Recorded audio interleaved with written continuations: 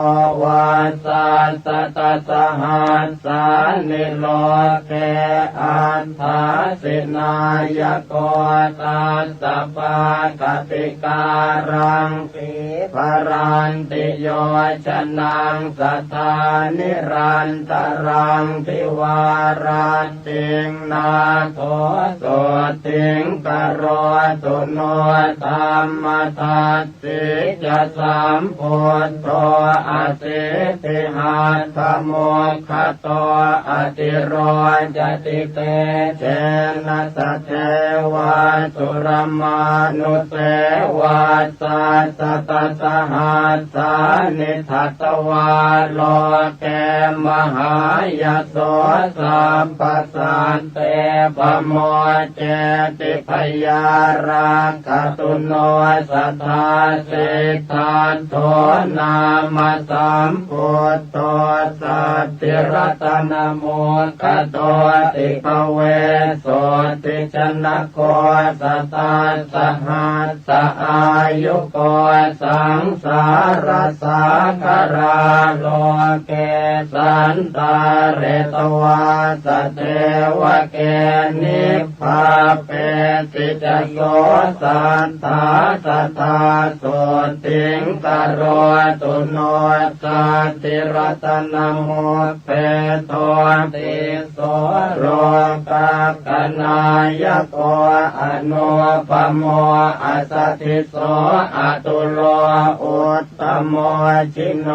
วาสัสสะตสหัสสานิอายุตัสสะมเหสิโนอารกยัญจะมหาสุขังโหตุโนตัสสะเตจะสาอัตตปันนาสรตโนปุตโตโล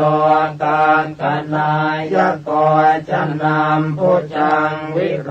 เทนตัวนิพพาเป็นตัวสัตเทวะเกณวุติวัสสหัสสานิทัตตวาโลเกมหายโสอุตรันโตปะหุสัตเตสัทธาโสติงกโรตุโนอสิติรัตโน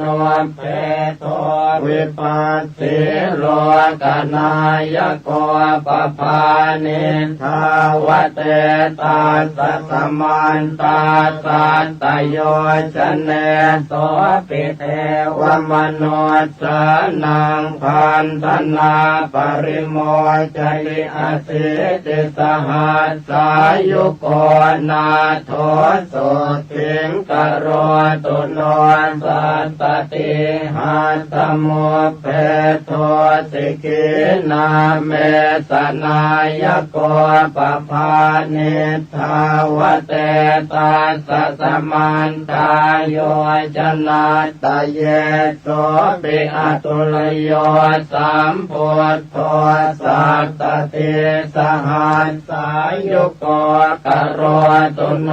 มหาสันติงสุขิตาจะมยังสัทธาเวสะโพนามสัมพุทโธเห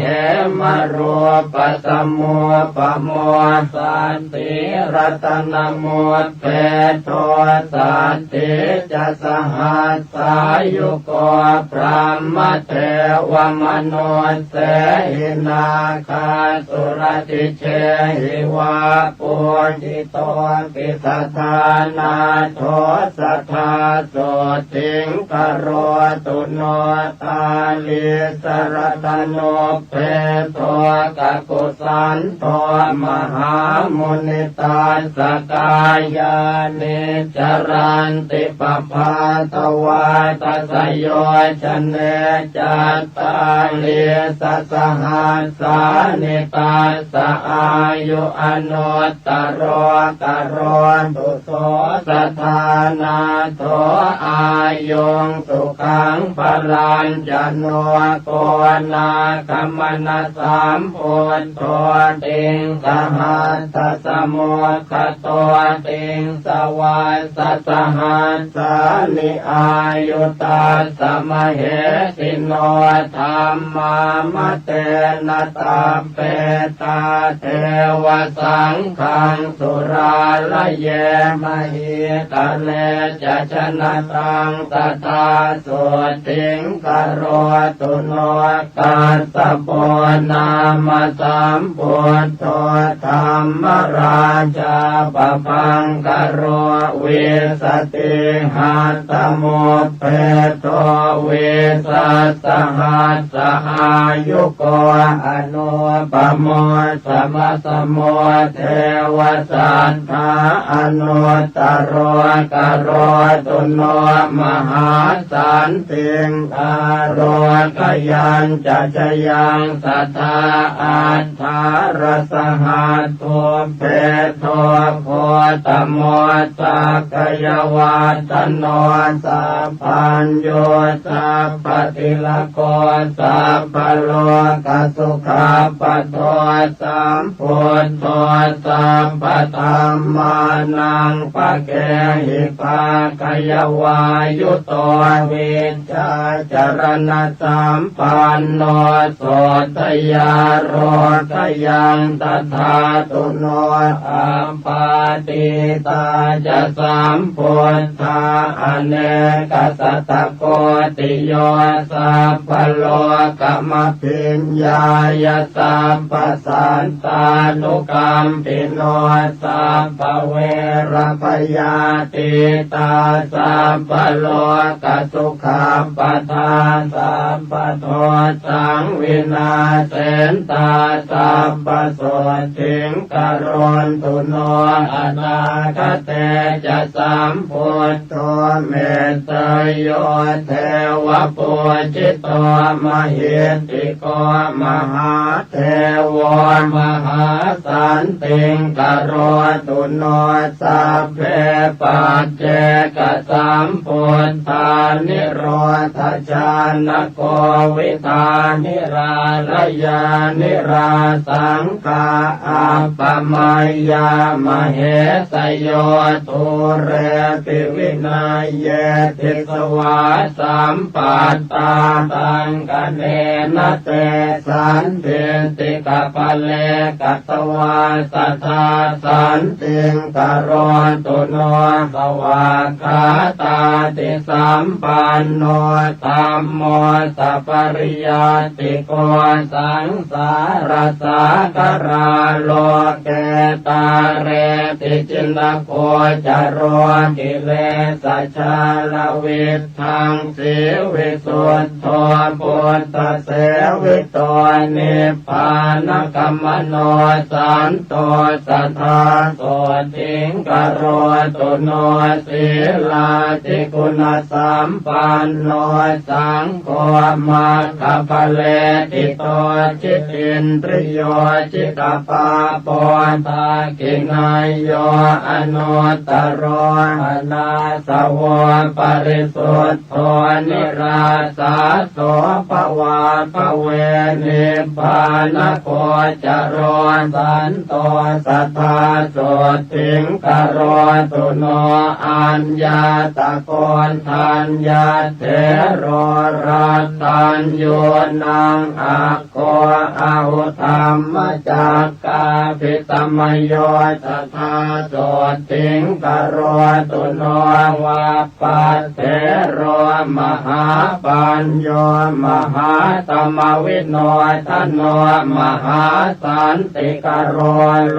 เกมหาสันติงกโรตุโนภัตติโย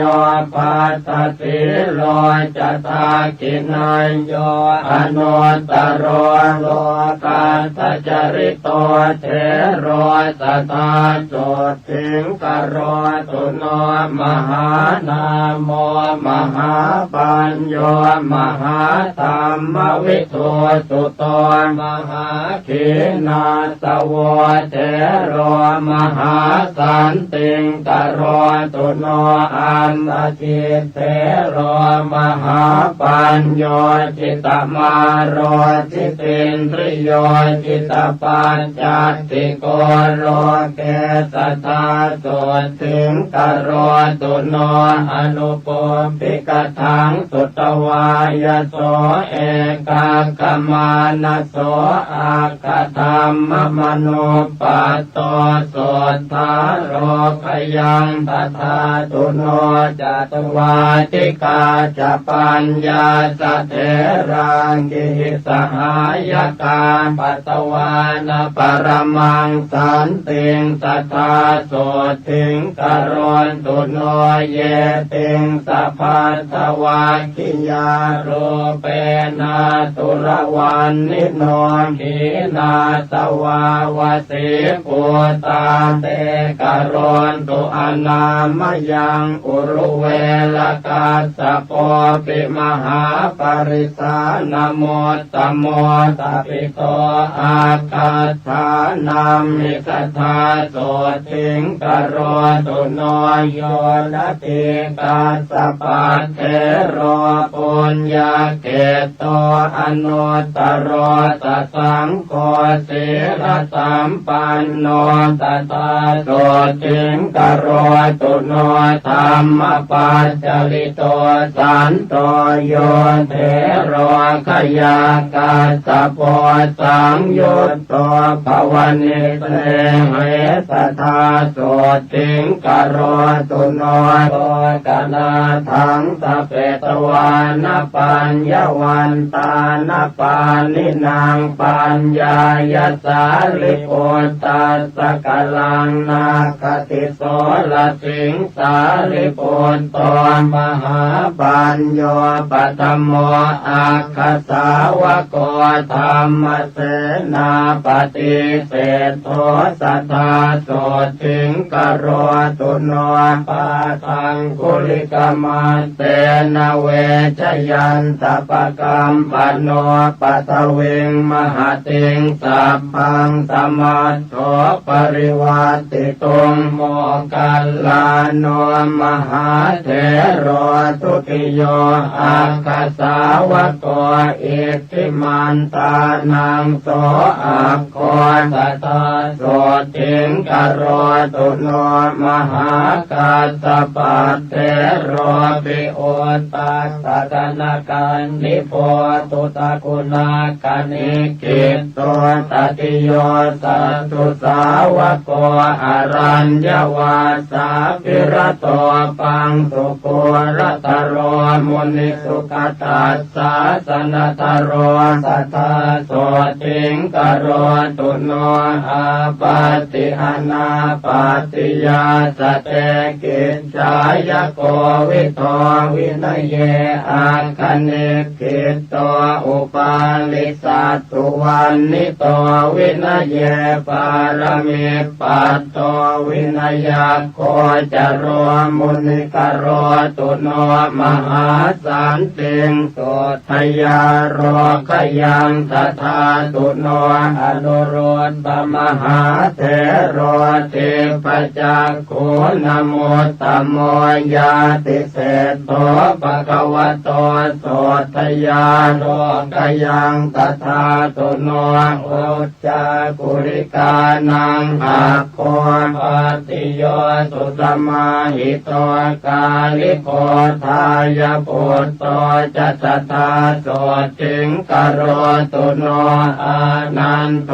ปุตตุปัฏฐาโกสังกิติสาตุสัมมโตปะหุสุโตธรรมตโรสัทธาโสถิงกโรตุโนกิมิโลสิริสัมปันโนมหาสุขสมาปิโตมหาขีนาสโวจาโตมหาสันติงกโรตุโน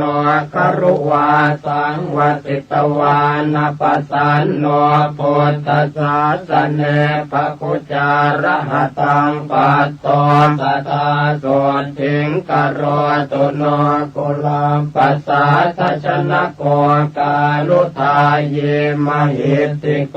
เอตตังคาติโตเทโรสัทธาโสทิงกโรตุโนเตโตธรรมกติกานังเกณฑ์นางเวทานปารโกปุณโนมันตานิยาปุตโตเทโรโสทิงกโรตุโนปารทวาโจมหาเทโรสิหนาทานโมตตโมทัพพิโตอาคาธานามิสัทธาโสทิงกโรตุโนตังเกตปาสิตมัจฉังเวทาเรนวิชานโกกัจจาโนภวนิสเนโหเทโรโสทิงกโรตุโนละกุณตปัตติโยเทโรมันจุสรานโมตตโมทัพพิโตอาคาธานัมหิสัทธาโสทิงกโรตุโนอรณวิหารินังอาโคทาคินายโยอนุตตโรสุโพธิพุทธธรรมโนเตโรโสทิงกโรตุโนอรัญญวาสินังอาโคเรวะโตคติรวนิโยวิเวกาภิรโตเทโรสัทธาโสทิงกโรตุโนยายีนังอุตตโมเทโรกังคาเรวตนามโกสมาธิญาณกุสโลสัทธาโสทิงกโรตุโนโสโนจักโกเลวิโสปิอารัตถเวริยานโมตตโมปะหิตัสโตสัทธาเทโรโสทิงภาสุงกโรตุโนกัลยาณวากรณานังโสโนกุติกันโนปิจอักโกติวันนิโตเทโรโสทิงภาสุงกโรตุโนลาภินโมตตโมเทโรสิวลิอิสิวิสุตโตโสรโตปัจจยาติมิสัทธาโสทิงกโรตุโน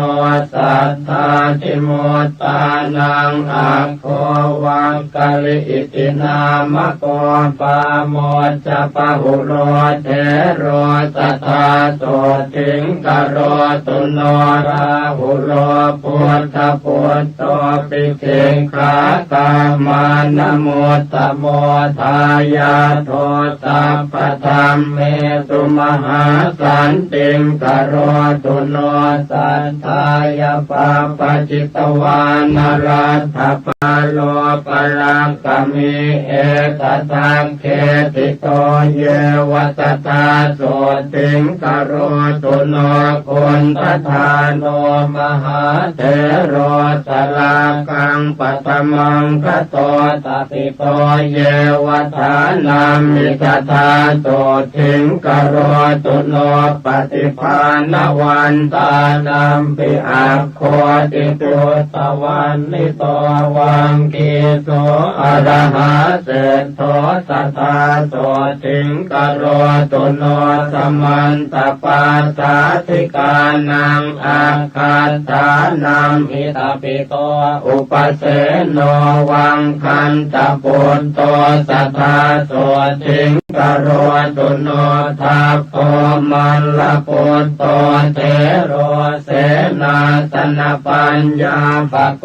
ทัพปิโตอาคาธานัมมิสัทธาโสทิงกโรตุโนปิลินทวันจะสมโนเทวตานังปิโยอาหุทัพปิโตอาคาธานัมมิโสทยาโลกยังตถาตุโนภาหิโยทารุจิริโยขิปปาภิญญาณโมต ตตโมกโรตุโนมหาสันติงอาโรคยัญจะชยังสัทธากุมารกัสสะปัตเถโรจิตตกถินโมตตโมมิจาวิตากุปัจเจโท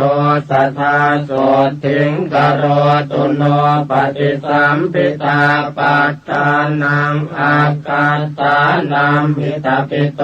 โกติโตอะระหะเศธโทสัทธาโสถิงกโรตุโนอัปปาภาโทมหาเถโรอัปปาภาทานโมตตโมภากุโลอะระหะชาโตสัทธาโสถิงกโรตุโนปุพเพนิวาสเวทีนังอัคโคติพุทธวันนิโตโสติโตนามโสเถโรสัทธาโสถิงกโรตุโนมหากัปปินาเถโรปิภิกขุโอ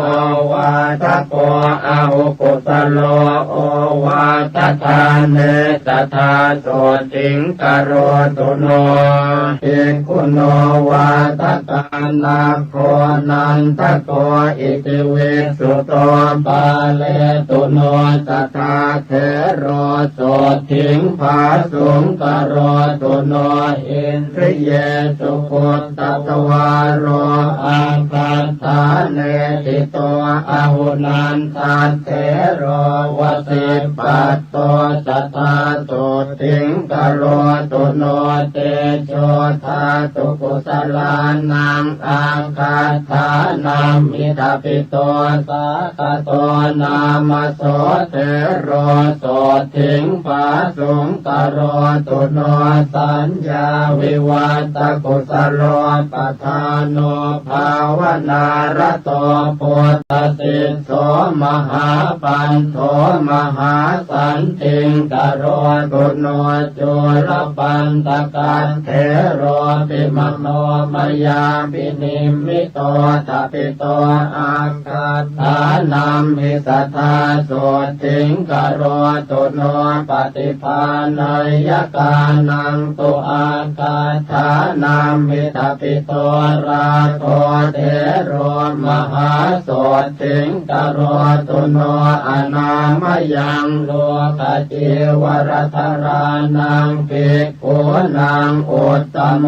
อาหุโมกราชมหาเถโรมหาสันติงกโรตุโนวิมโลวิมลปัญโยสุรูปสุสัมมาหิโตระโชนลิมปฏิคันเทมหาสันติงกโรตุโนธรรมปาโลมหาปาโลมหาธรรมตโรยติมหาขีนาสวโลเกมหาสันติงกโรตุโนจักขุปาโลมหาเถโรปทานโนศีลสังวุตโตปหิตัสโตมหากายโยมหาสันติงกโรตุโนสัพพเวรพยาติโตนารโตอาสวะขโยมหาสันติกโรโลเกสัทธาโสถิงกโรตุโนปุถทปูชายนิรโตจินปัตติปรายโนสัทธัมมสวโนเถโรสัทธาโสถิงกโรตุโนปัจฉิมภวสัมปัตโตโคตโมภาวนารโตราคะขยมโนปัตโตสัทธาโสถิงกโรตุโนเสนาสเนสุสัพพายังลัทธาจานังสมารปิโคติโกโพธชายันโตสัทธาโสถิงกโรตุโนโพเทปัส สันนมานะโสสุปาหุปัญจลีกโตขีนาสววติปุตโตมหาสันติงกโรตุโนวิปัสสนายปัสสุโตวันนิโยจุสมาหิโตสัตโตยาเยวเนวาสิสตาโสติงกโรตุโนโอติโยวินัยตโรอติกันโตนรามเรธาเรนโตอันติมังเทหังสัทธาโสติงกโรตุโนวิมโรวิรโชจันโลชาโตปันตระเกตุนาพิมพิสาราตโจเทโรสัทธาโสติงกโรตุโนรัมมารัญเยวติตวานภาเวนโตกุสลังปะหุงโยกาเขมมโนปัตโตสัพพิโยสันติงกโรตุโนปุเพนิวาสังจานันโตเทปจักขุวิโสทโนนาคิโตระระหังปัตโตโสทยาโรขยังตถาตุโนปาติโมกขมโนปัตโตวิจโยรัญญโคจโรลาภาลาภิตถาสังสีสัทธาโสติงกโรตุโนตัณหาชตังวิชเตตวาวัตเตตวานวิปัสสนังสังกราคิโตมหาเถโร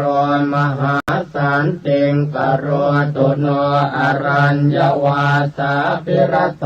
ภวเนติสมุหโตธัมมานังปารมิปัตโต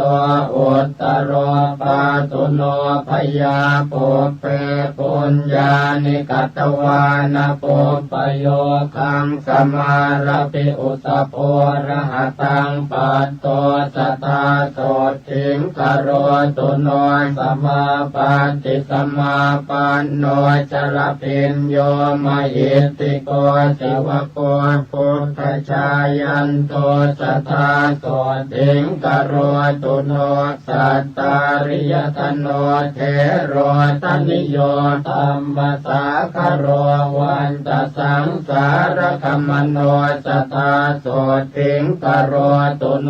ปัญจขันเตปริญญายภาวยิตวานเนปุติงปัตตวานปรมังสันติงโพธิโยปาตุโนภยาอุปนิสยสัมปันโนอุจจโยปุตตมามะโกโลกาตปสุโตเทโรสัทธาโสติงกโรตุโนปุตตาปัสสะทสัมปันโนปาปเจกินัสสาสเนสัญจโยนามโสเทโรสัทธาโสติงกโรตุโนมารัญจโยมหาเทโรรามเนยโยมหิตติโกนิพพานานินนจิตโตโสสัทธาโสติงกโรตุโนอุป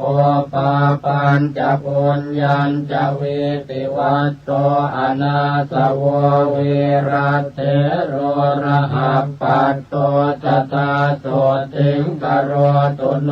ปุณณมาสมหาเถโรปังสุโกรัตโรยติปุปกิจจวิติงกัตตวามหาสันติงกโรตุโนปัญจทินโน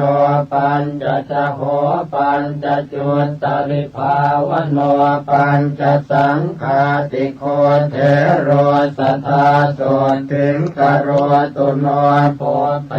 ราคังวิจาเรนโตจินปันติปรายโนเมลันทสิโสวังสัทธโรสัทธาโสติงกโรตุโนปัญโยปันนานิอภโยนิกันตินาติชีวิเตอจิโตโสมหาเถโรมหาสันติงกโรตุโน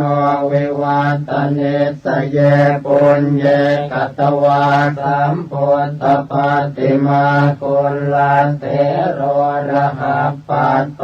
มหาสันติง กโรตุโลวิปัสสิธรรมทายาโทเทโรนิโครธนามโกนิปานากรรมสันติโทสัทธาสันติงกโรตุโนติโสวิจจาอนุปัตโตสุขันโทนามโสระหาสัพพะปะปริขีโนสัทธาโสติงกโรตุโนนันติโยสัทธาสัมปันโนจิตกะเลโสมหาเถโรอภิญญาปารมิปัตโตสัทธาโสติงกโรตุโนกิเลสาชาปิตาเยนะจิตธรรมระเตนะโสธัมมาระปุตตวิมโรสัทธาโสติงกโรตุโนเทวโรกัมมโนเส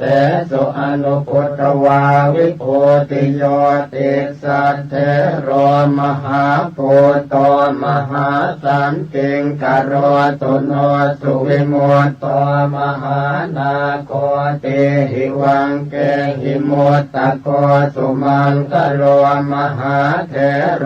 มหาสันติงกโรตุโนนิราคโรนิราสาโสมลคีระวิโสทโนวิเวกาปิรโตโคตโตสัทธาโสติงกโรตุโนปวิเวกมโนปัตโตกิริมานันทนามโคภาเวนโตกุสเลธรรมเมสัทธาโสติงกโรตุโนโพธสาสนมารัตโตสมิติภาวนารัตโตสมิติคุณสัมปันโนสัทธาโสติงกโรตุโนอาราจิตจิโนสันโตโชติเถโรมหาระหาวิมุตโตสัพพสังสาราสัทธาโสติงกโรตุโนเสนาสนานิปันตานิเสวันโตชานมาระปิชรพิญโยมหาจุนโทสัทธาโสติงกโรตุโนชันนาเถโรสหชาโตสุนันโตจินสาสนังโยกะเขมมโนปัตโตสัทธาโสติงกโรตุโนเมขิโยปุตโตปัฏฐาโกจินปฏิปรายโนมิจฉาวิตากุปัจเจโตสัทธาโสติงกโรตุโนอุปวานโนมหาเถโรมหากายโยมหาระหามหิติโกมหาเตโชสัทธาโสติงกโรตุโนสังเกตโยโจรธรรมโนสัพพสังโยชนะขโยปาเลตุโนสัพพพยาโสทยาโรขยังตถาตุโนปัญหาปยากรเนเจโกเมตตาชานรโตยติโสปาโก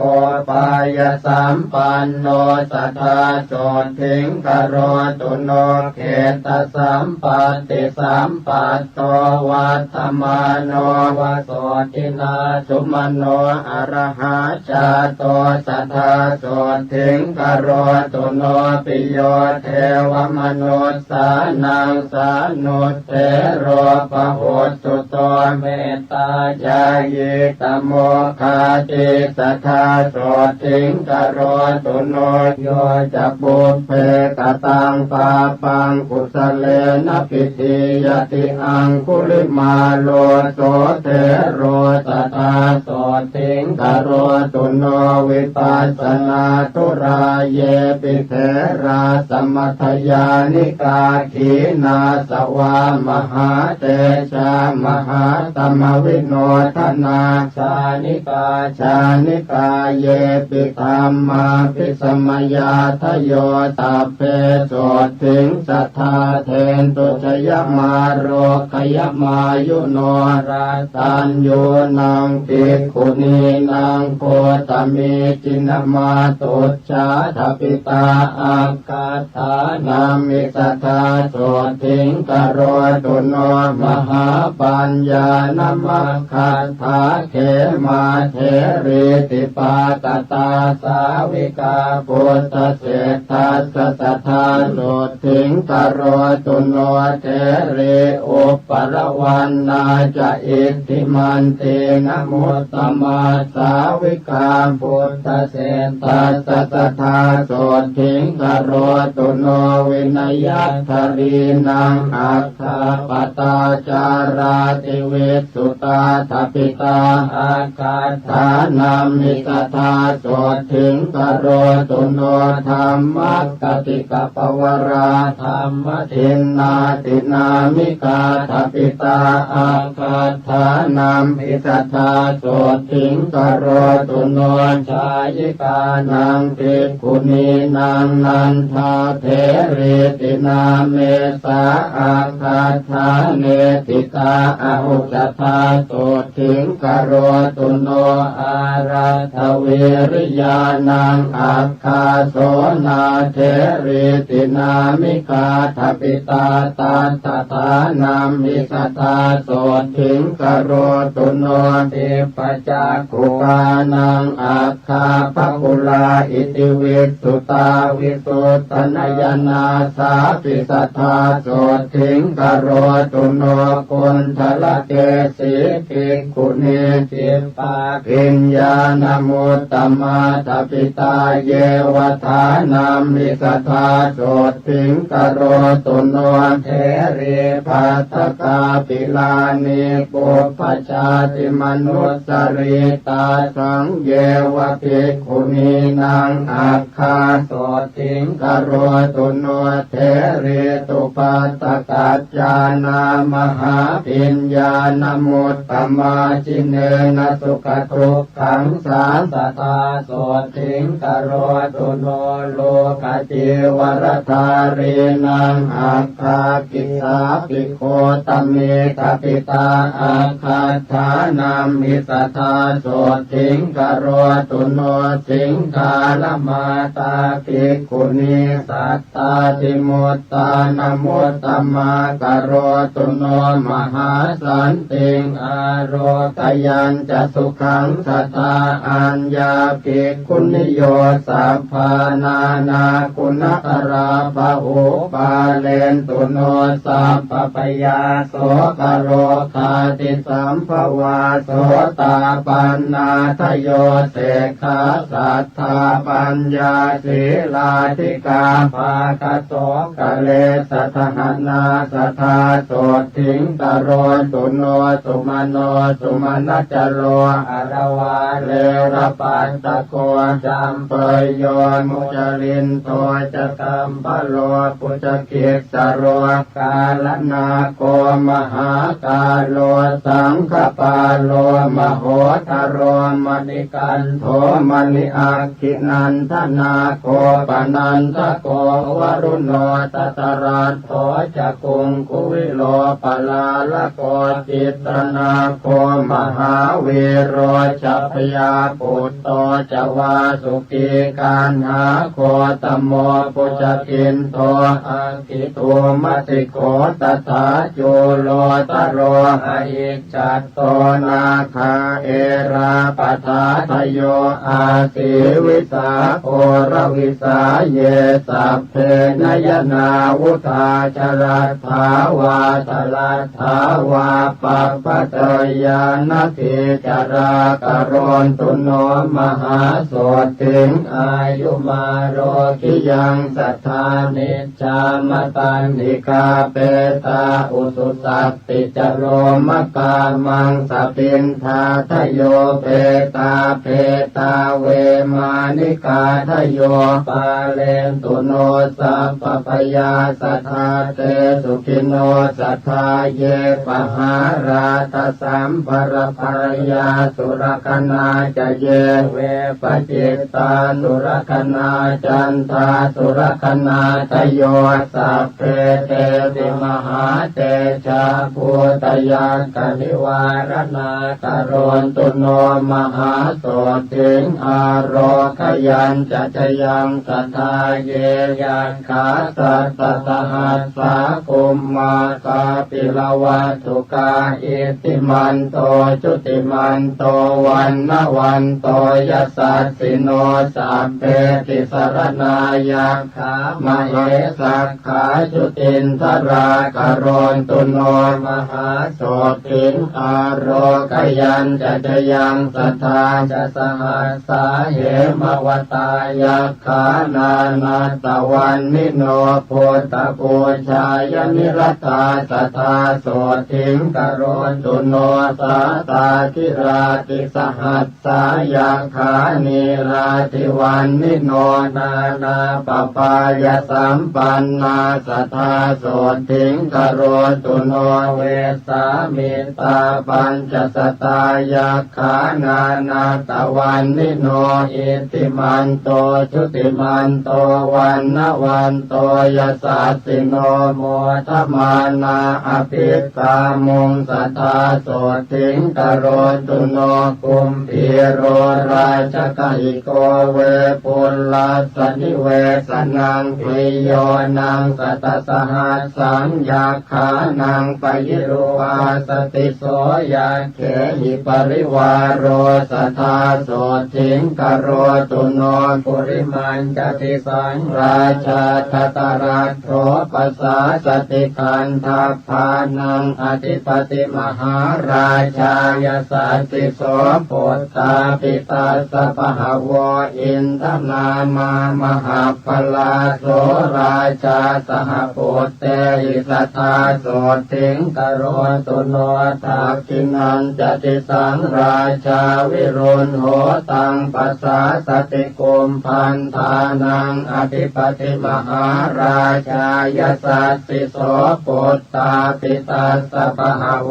อินทนามามหาพลาวิรุณโหสหโพเตหิสัทธาโสถิงกโรตุโนปัจฉิมันจติสังราชาวิโรปักโขปัสสาสตินาคานันจะอธิปติมหาราชายสัสสิโสโพธาปิตาสปหาวอินทนามามหาพลาวิโรปักโขสปุตเตหิสัทธาโสถิงกโรตุโนอุตรัญจติสังราชากุเวโรตังปัสสาสติยัคขานันจะอธิปติมหาราชายสัสสิโสปุตตาปิตาสปหาว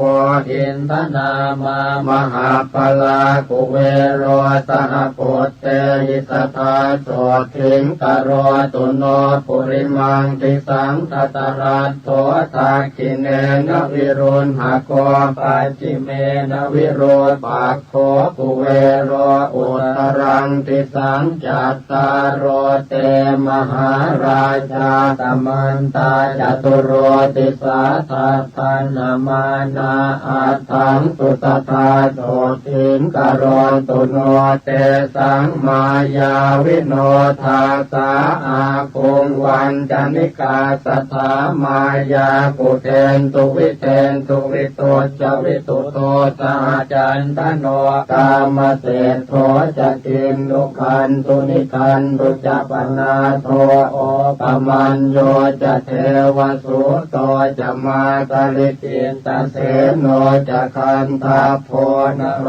ราชาจะเนตโพวโรปัญจสิกโขเจวติมปรุสุริยวัชสาเอเตจันเยจราชาโนคันทาภาจะมหาพลาโมตมานาสัทธาโสถิงโนกโรนตุอนามยังมหันตานาคสานาคาเวสาลาสหตาชกากัมพลาสัตตลาจาปิเมรุปาตสิตาพลายามุนาตตราธาจะสัพเพนาคายสัสสิโน เอราวโนมหานาโคโนกโรนตุอนามยังมหิตติกาสุปันนาเยนากราเชมหาภเลกเหตวาจินเกเตวะปะขันติงตุนเพปลาเตพุทธสรณาสัพเพโสติงกโรนตุโนสัทธาปัทพยาโพจะเตโชจะวายุเทวามหิตติกาอุปจาเรนนิพพัตตาสัทธาโสติงกโรนตุโนวรุณาวารณาเทวาโสโมจยสัสสะสหเมตตาการุณิกาสัพเพสัทธาโสติงกโรนตุโนปันนาสโยชนายาเมวิมาเนรัตนามะเยติโตตะเมวิหันตวานาสุริโยโสติงกโรตุโนจันโทสีตกโรโลเกปปายุจริโตทโยมหันตการวิทังกิสัทธาโสติงกโรตุโนเวนตุจัสหัสสีเทวะอัตมาจตุเวยมาจันทาสุปนิสาเทวาเทวาสุริยนิสิตาพุทธสมามกาสัพเพสัทธาโสติงกโรนตุโนนาคาตานิปุระคัตวาเทวามันทวลาหากาสัพโคปุรินทโทเศธโทสัทธาโสติงกโรนตุโนมหันตาสหภูเทวาชลมากิสิขาริวะอริทธกาจโรชาจะอุมมาปุมปนิภาสิโนวรุณาสหธรรมาจะอาจุตาจะอเนชกาสุเรยรุติราเทวาเทวาวาสวเนสิโนตเสเตทัสสะกายาสัทธาโสติงกโรนตุโนสมานามหาสมานามานุสามานุสุตตมาคิตตาปโทติกาเทวาเทวามโนปโทติกาอัฏฐาปิหรโยเทวาเทวาโลหิตวาจิโนปารคามหาปารคาสัพเพเทวายสัสสิโนทัสเสเตทัสสะกายาสัทธาโสติงกโรนตุโนสงกากลัมภาอรุณาอาคุงเวคณสาสหโอทาตะไคหาปาโมกขาอาคุงเทวาวิจักขณาสัทธามันตาหารคชามิสกาจยสัสสิโนธนยังอาคปัญชุนโนโยติสาสววิวัสสติกเสเตตัสสะกายาสัพเพนานาตวันนิโนอิติมันโตชุติมันโตวันละวันโตยสัสสิโนโมทมานาจินทานาสัทธาโสติงกโรตุโนโลกตาตุสหัสเสสุตัสสะเววะสมันตโตเทวาทโยปานคณาสัทธาโสติงกโรตุโนเขมิยากันตกายาจะโชตินามามหิตติกาลัมพีตกาลามเศรษฐาสัทธาโสติงกโรตุโนชลัทธาจักรัตถันเยเทวากาสัทธกาทโยยากคันตาปกุมพันธาปิสาจาเยมโหรคาเมตจิตตาจะสัพเพเตโสติงปาสุงกโรนตุโนตาวติงสาจะเยเทวายามาเทวามหิตติกาตุสิตาจะมหาเทวานิมมานรติโนมราวสวัตติสุรติโน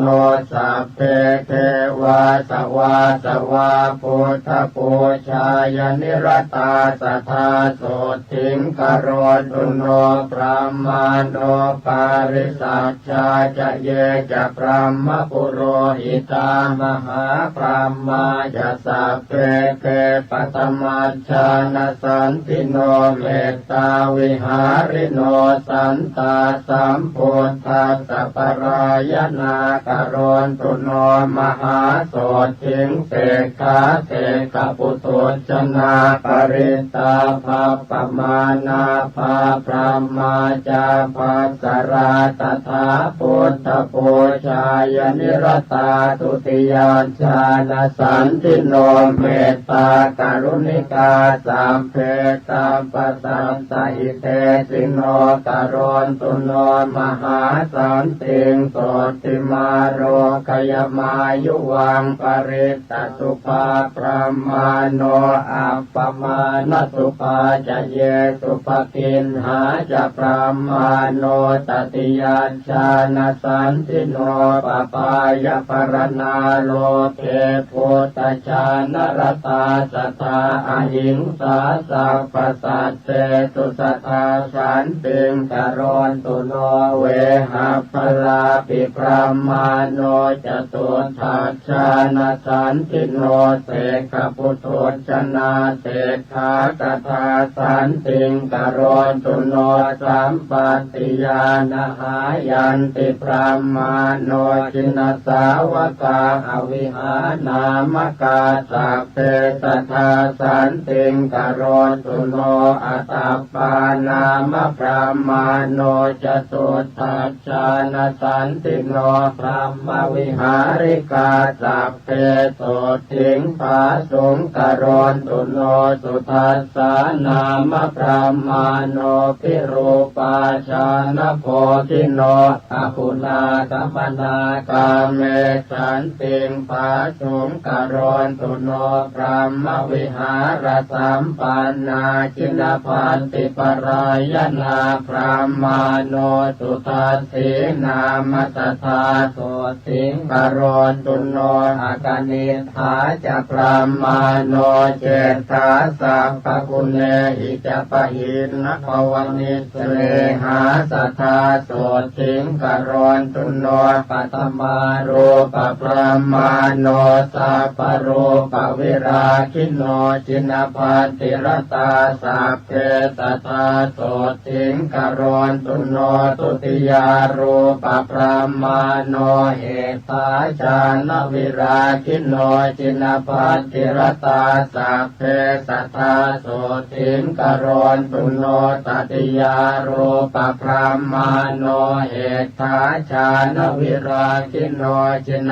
พันติรตาสัพเพสัทธาโสติงกโรนตุโนจตุทารูปพระมาโนเหตาจานวิราคิโนจินพันติรตาสัพเพสัทธาโสติงกโรนตุโนเวเทเหปรโคยานเนจัมปุหิเปปุรุมพิจเทวยัคขปิสาเจหิสัตติงวิชาคราทโยอากาสัทธาจะพระมาโนชรัตถาจันตลิกขจาทวิปัฏฐาทโยเยสัตตาสัทธาโสทิงกโรนตุโนมารเสนวิกาตัสสตินาสตุปัจจายโนเตโชปะเลนะมหตาสัทธามังคลมัสสุโนนานาคุณวิจิตัสสะรูปกายาสัสสะตุโนสัพพเทวมนุสสานังมารพันธวิโมจิโนเมตตาภะเลนะมหตาสัทธามังคลมัสสุโนสัพพัญญุตาธิกายาสัทธรรมกายาสัสสะตุโนจักขาทยโคจรัสสาปิโคจรัสเสวะภูริยาเตโชปะเลนะมหตาสัพพมังคลมัสสุโนรูปกายสัทธิสาสนิมมิตัสสะมะเหสิโนธัมมัสสวะตุโนสักเกเทวานังสุขตาปฏิเตโชปะเลนะมหตาสัทธามังคลมัสสุโนสิกิตวามานุเสเทเวโมจยิตวาสเทวะเกสังขาเรปัจจหันตัสสเนปุตัสสะมะเหสิโนมหันเตนา นุภาเวนัสสัพพมังคลมัตถุโนจตุราสีติสหัสธรรมขันธาสเตชัสสานวังคสาสนัสสาปินวโรกุตตรัสสะสัพพปาปะปะวาเหนะสัพพมังคลมัตถุโนมหาโตริยสังฆาสปุญญาเขตัสสตาทิโนปะหินะสัพพปาปัสสสีราติขันธสาริโนมหาเตชานุภาเวนัสสัพพมังคลมัตถุโนปาตาเลภูตลากาเสเทวยคปิสาจกาวิชาตราจคันทัพพานาคกุมพันธรักขสาสัพเพสมานุภาเวนัสสัพพมังคลมัตถุโนอิเจวมุปปาตสันติงโยวัฏยสุนัยวาวิเชยสัพพปาปานิวุฒาตัญจะภวิสสติสุทิกามโอลเพสุทิงสุขกามโมสุขังลเพอายุกามโมลเพยายมปุนตกามโมลเพสุเตนะตัสสะโรธาภาเทนติวาตาปิตาทิสัมภวะอาการมรณังนันตินาเทววิสโมสเรนะโจปาตปยังตัสสะโนปิปาตปยังตถานาสันติทุนนิมิตตานิปาปะกรรมาติตานิจติกมายุมหาโสติงอโรกยัญจะสัทธาภเวโยสุตวาปิมหาสันติงสังฆามังปวิเทนโรวิทะเยเวริโนสัพเพนัสสัจเจหยภิกขุยเตสัพพทานาปเตปิติงวิปัสติงนาวคาหติโรเกหินาภิกขุยเตสวัสตุหิวิวัตเตยัตระเทเสวะโกวะกามปัญหาการังกัสสะทโยอุปปาตสันติโกเสนะสัพเพตันตสมันติเตยโมทิสวัตเตสันติงสัจจิวันจาปยชีวิตังโสโมจเตมหาทุกขาปะปะติสุขติงสัทธาเทวันทานเนนักเรวานิจโมปาตสันติยาปาลกาเทวราชโนเตชะสิริวิวันตนาปัตตปยาปาทิสัญญาตาอุปปาตาจันตะลิกาจาอินหาติจานิตุมปาตาปาปะกรรมสมุทิตาตาภูมิปาตาวินาสันติเตชะสุปาตสันติยานติทุกขปัฏฐานเนทุกขพยาปัฏฐานเนพยาโสกปัฏ นิโสกาโหนตุสัพเพติปานิโนเอตาวตาจะอัมเห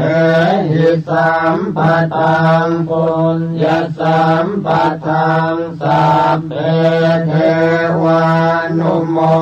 ทันตุสัพพสัมปันติสิทธิยาทา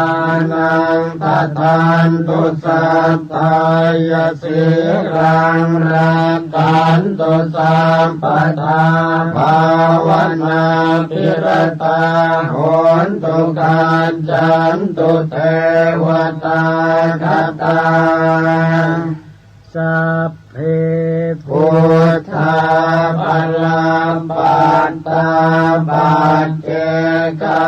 นันจะยังพลังอรหันตานันจะเตเชนรักขังพันธามิสัพพโสภวตุสัพพมังคลังรักขันตุสัพพเทวตาสัพพพุทธานุภาเวนัสสทธาโสทิภวันตุเตภวตุสัพพมังคลังรักขันตุสัพพเทวตาสัพพธรรมานุภาเวนัสสทธาโสทิ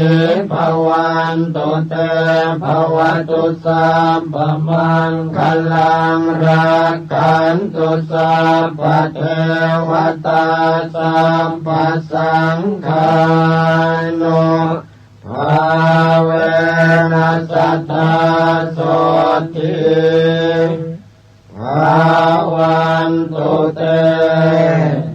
อานุภาพของอุปปาตสันติผู้ใดสวดหรือฟังอุปปาตสันติอันกล่าวแล้วด้วยประการฉนี้บุคคลนั้นจะพึงชนะจากสิ่งชั่วร้ายทั้งปวงจักเจริญด้วยคุณ5ประการคืออายุวันนะสุขะพละและปฏิภาณความวิบัติย่อมไม่มาแผ่วพาน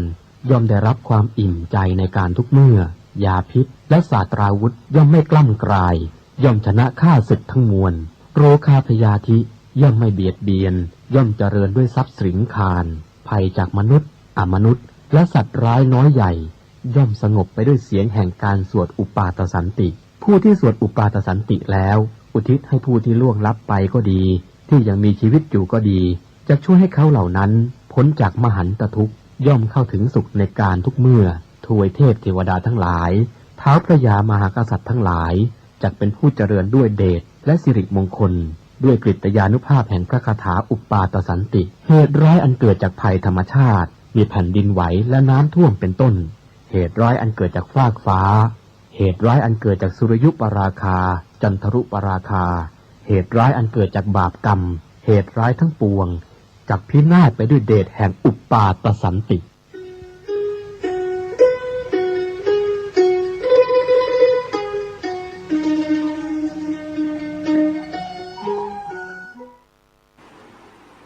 ขอกราบถวายความนอบน้อมแด่พระรัตนตรัยถวายความเคารพ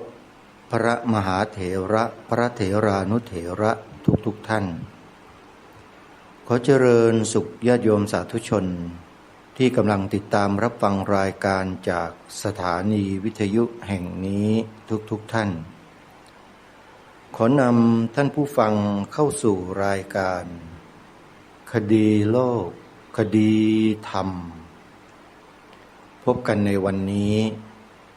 วันแรม6 ค่ำเดือน6วันนี้ตรงกับวันพฤหัสบดีที่7พฤษภาคมพระพุทธศักราช2569รายการคดีโลกคดีธรรมมีให้ท่านผู้ฟังติดตามรับฟังเป็นประจำทุกวันทางสถานีวิทยุพระพุทธศาสนาแห่งชาติประจำจังหวัดต่างๆและเครือข่ายสถานีวิทยุ พระพุทธศาสนาที่สาธุชนสามารถติดตามรับฟังได้ รายการนี้ออกอากาศหลายสถานีแต่ละสถานีนั้นออกอากาศต่างเวลากันซึ่งในปัจจุบันท่านสามารถติดตามรับฟังรายการคดีโลกคดีธรรมได้6 เวลาต่อวันตั้งแต่9 นาฬิการอบหนึ่ง10 นาฬิกาอีกรอบหนึ่ง11 นาฬิกาอีกรอบหนึ่ง13 นาฬิกาอีกรอบหนึ่ง17 นาฬิกาอีกรอบหนึ่งและไปกลางดึกเที่ยงคืนตีหนึ่งอีกรอบหนึ่งแต่ละรอบนั้นสาธุชนสามารถรับฟังได้โดยสะดวกโดยการดาวน์โหลดแอปพลิเคชันที่ชื่อว่าวิทยุพุทธศาสนาทั่วไทยเมื่อท่านดาวน์โหลดแอปพลิเคชันนี้สำเร็จสถานีวิทยุจำนวน48 สถานีจะเข้ามาอยู่ในโทรศัพท์มือถือของท่านพร้อมที่จะให้สาธุชนเปิดรับฟังสถานีวิทยุต่างๆเหล่านั้นได้ทันทีและง่ายสะดวกต่อการรับฟังสถานีวิทยุที่ออกรายการคดีโลกคดีธรรมเป็นหลักมีอยู่ดังต่อไปนี้ถ้าจะนับตามช่วงเวลาของการออกอากาศ6 เวลาดังกล่าวท่านสามารถรับฟังได้ตามเวลาดังนี้เวลา9 นาฬิกาสามารถรับฟังได้ทางสถานีวิทยุพระพุทธศาสนาจังหวัดเชียงใหม่คลื่นวัดหนองกายอำเภอแม่แตงจังหวัดเชียงใหม่ซึ่งในปัจจุบันได้เปลี่ยนหมายเลขคลื่นสาธุชนสามารถติดตามรับฟังทางแอปพลิเคชันนี้ได้เวลา9 นาฬิกาต่อจากนั้นเวลา10 นาฬิการายการนี้ออกอากาศอีกครั้งหนึ่งทางสถานีวิทยุพระพุทธศาสนาแห่งชาติประจำจังหวัดเลยคลื่นวัดป่าจริยธรรม FM 96.50 เมกะเฮิรตซ์อำเภอนาด้วงจังหวัดเลยพร้อมถ่ายทอดสัญญาณไปยังเครือข่ายสถานีวิทยุเพื่อเผยแผ่พระพุทธศาสนาวัดศรีอุดมวงศ์คลื่น FM 101.75 เมกะเฮิรตซ์อำเภอวังสะพุงจังหวัดเลยและสถานีวิทยุพระพุทธศาสนาจังหวัดสุพรรณบุรีคลื่นวัดสามชุก FM 100.25 เมกะเฮิรตซ์อำเภอสามชุกจังหวัดสุพรรณบุรีทั้ง3 คลื่นนี้ออกอากาศพร้อมกันเวลา10 นาฬิกาจากนั้นเวลา11 นาฬิกาสาธุชนสามารถรับฟังได้2 ช่องทางนั่นก็คือสถานีวิทยุพระพุทธศาสนาแห่งชาติประจำจังหวัดเชียงใหม่คลื่นวัดฝายหิน FM 104.50 เมกะเฮิรตซ์พร้อมด้วยการถ่ายทอดสดทาง YouTube ในช่องวัดฝายหินและธรรมะคลื่นสีขาวเพื่อชาวประชา ทาง YouTube สามารถรับฟังได้2 ช่องดังกล่าว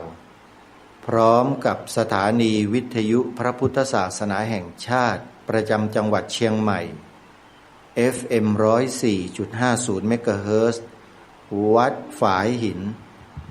นี่คือช่วงเวลา 11 นาฬิกาจากนั้นไปถึงตอนบ่ายเวลา 13 นาฬิกาท่านสามารถรับฟังรายการคดีโลกคดีธรรมได้อีกครั้งหนึ่งทางสถานีวิทยุพระพุทธศาสนาประจำจังหวัด101คลื่นวัดบ้านปลาคูน FM 104.50 เมกะเฮิรตซ์สถานีวิทยุวัดบ้านปลาคูนนั้นนำเสนอรายการคดีโลกคดีธรรมออกอากาศในเวลาบ่ายโมงตรงทุกวันจากนั้นถัดไปเวลาช่วงเย็น 17 นาฬิกาและเวลาช่วงดึกเที่ยงคืนตีหนึ่ง2 ช่วงนี้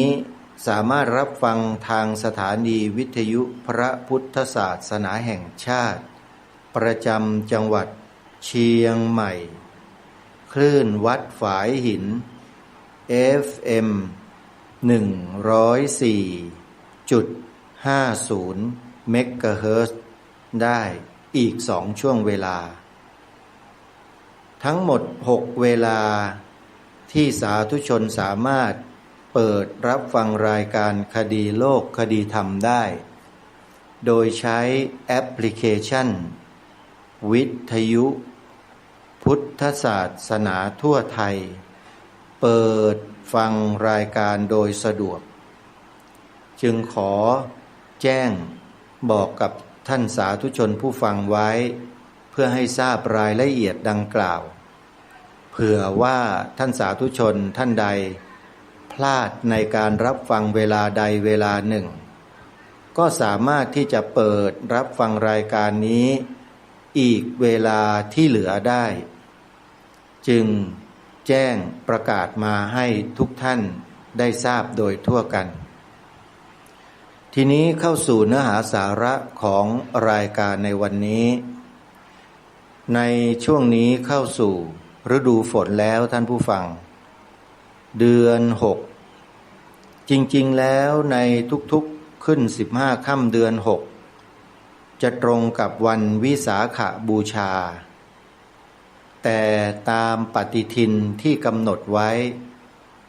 ทางจันทรคติวันขึ้น15ค่ำเดือน6ปีนี้ไม่ใช่วันวิสาขบูชา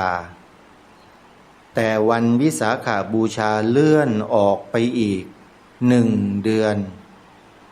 เนื่องจากปีนี้มีเดือน8 2 หนจึงทำให้วันวิสาขบูชาต้องเลื่อนออกไปอีก1 เดือนท่านผู้ฟังเพราะฉะนั้นวันวิสาขบูชาในปีนี้จึงไปตรงกับวันที่31 พฤษภาคมปลายเดือนพฤษภาคมนู่นท่านผู้ฟังเพราะฉะนั้นอดใจรออีกนิดนึงนะเกือบจะถึงวันวิสาขบูชาตามกำหนดในปฏิทินของชาติแล้วและในวันวิสาขบูชานั้นทางการของประเทศไทยของเราคือรัฐบาลได้กำหนดให้เป็นวันสำคัญของชาติมาช้านานแล้ววันวิสาขบูชาที่ถูกกำหนดให้เป็นวันสำคัญของชาติไทยของเรานั้นมีเริ่มต้นมาตั้งแต่รัชสมัยของพระบาทสมเด็จพระพุทธเลิศล่านภาลัยรัชกาลที่2แห่งพระบรมราชจักรีวงศ์องค์พระบาทสมเด็จพระพุทธเลิศล่านภาลัยรัชกาลที่2พระองค์มีพระราชวินิจฉัย ถึงการสำคัญซึ่งเป็นประเพณีของแผ่นดินสยาม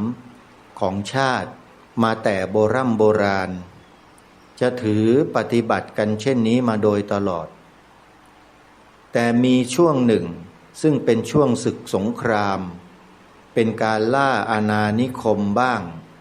สงครามพม่าที่รุกเข้ามาในดินแดนไทยเราบ้างจึงได้เว้นวันวิสาขบูชานี้ออกไป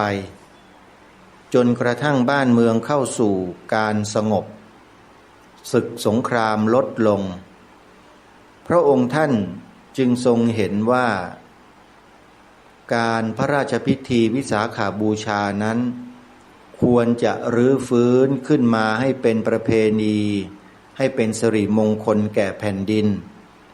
พระองค์จึงทรงประกาศเป็นพระบรมราชโองการให้จัดงานบูชาวันวิสาขะซึ่งเป็นยัญญพิธีที่ทางราชสำนักประกาศให้ถือปฏิบัติตามปัจจัยตามเหตุที่ควรเป็น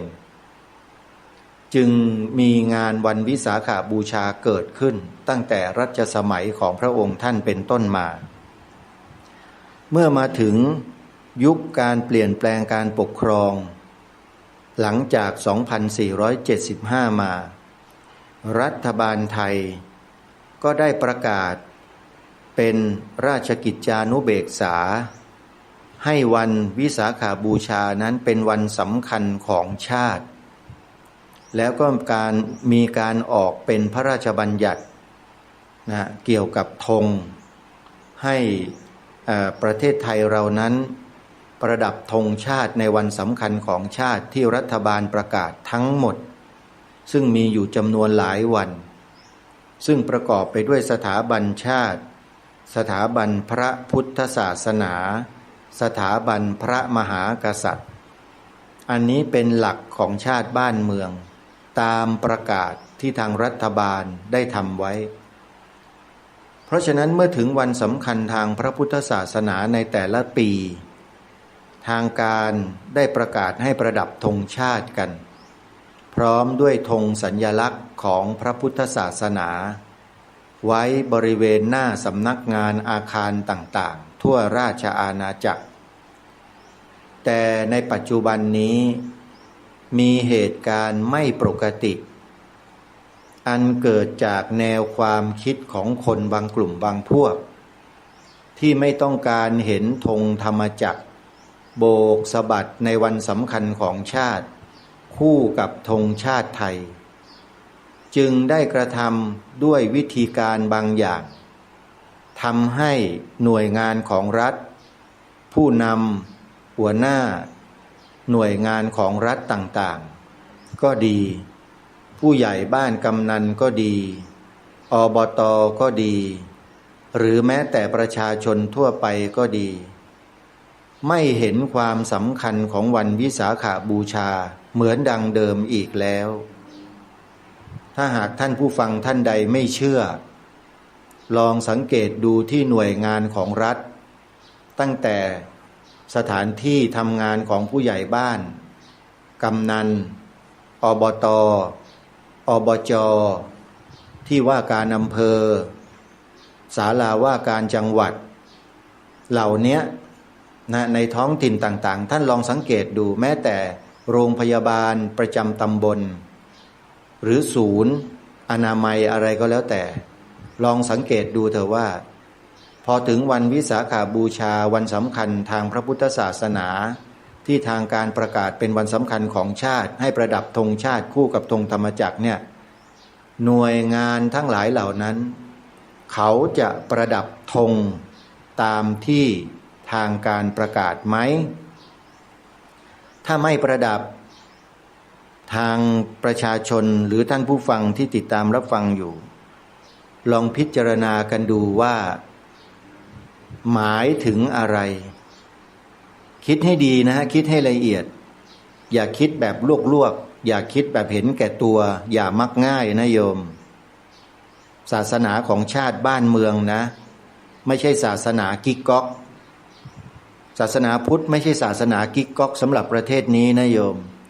เป็นศาสนาประจำชาติไทยของเราไม่เช่นนั้นจะประกาศไว้ในราชกิจจานุเบกษาทำไมจะออกหรือตราเป็นพระราชบัญญัติทำไมนั่นหมายความว่ามีความสำคัญใช่หรือไม่และเมื่อมีความสำคัญเช่นนี้แล้วทำไมล่ะหน่วยงานของรัฐต่างๆจึง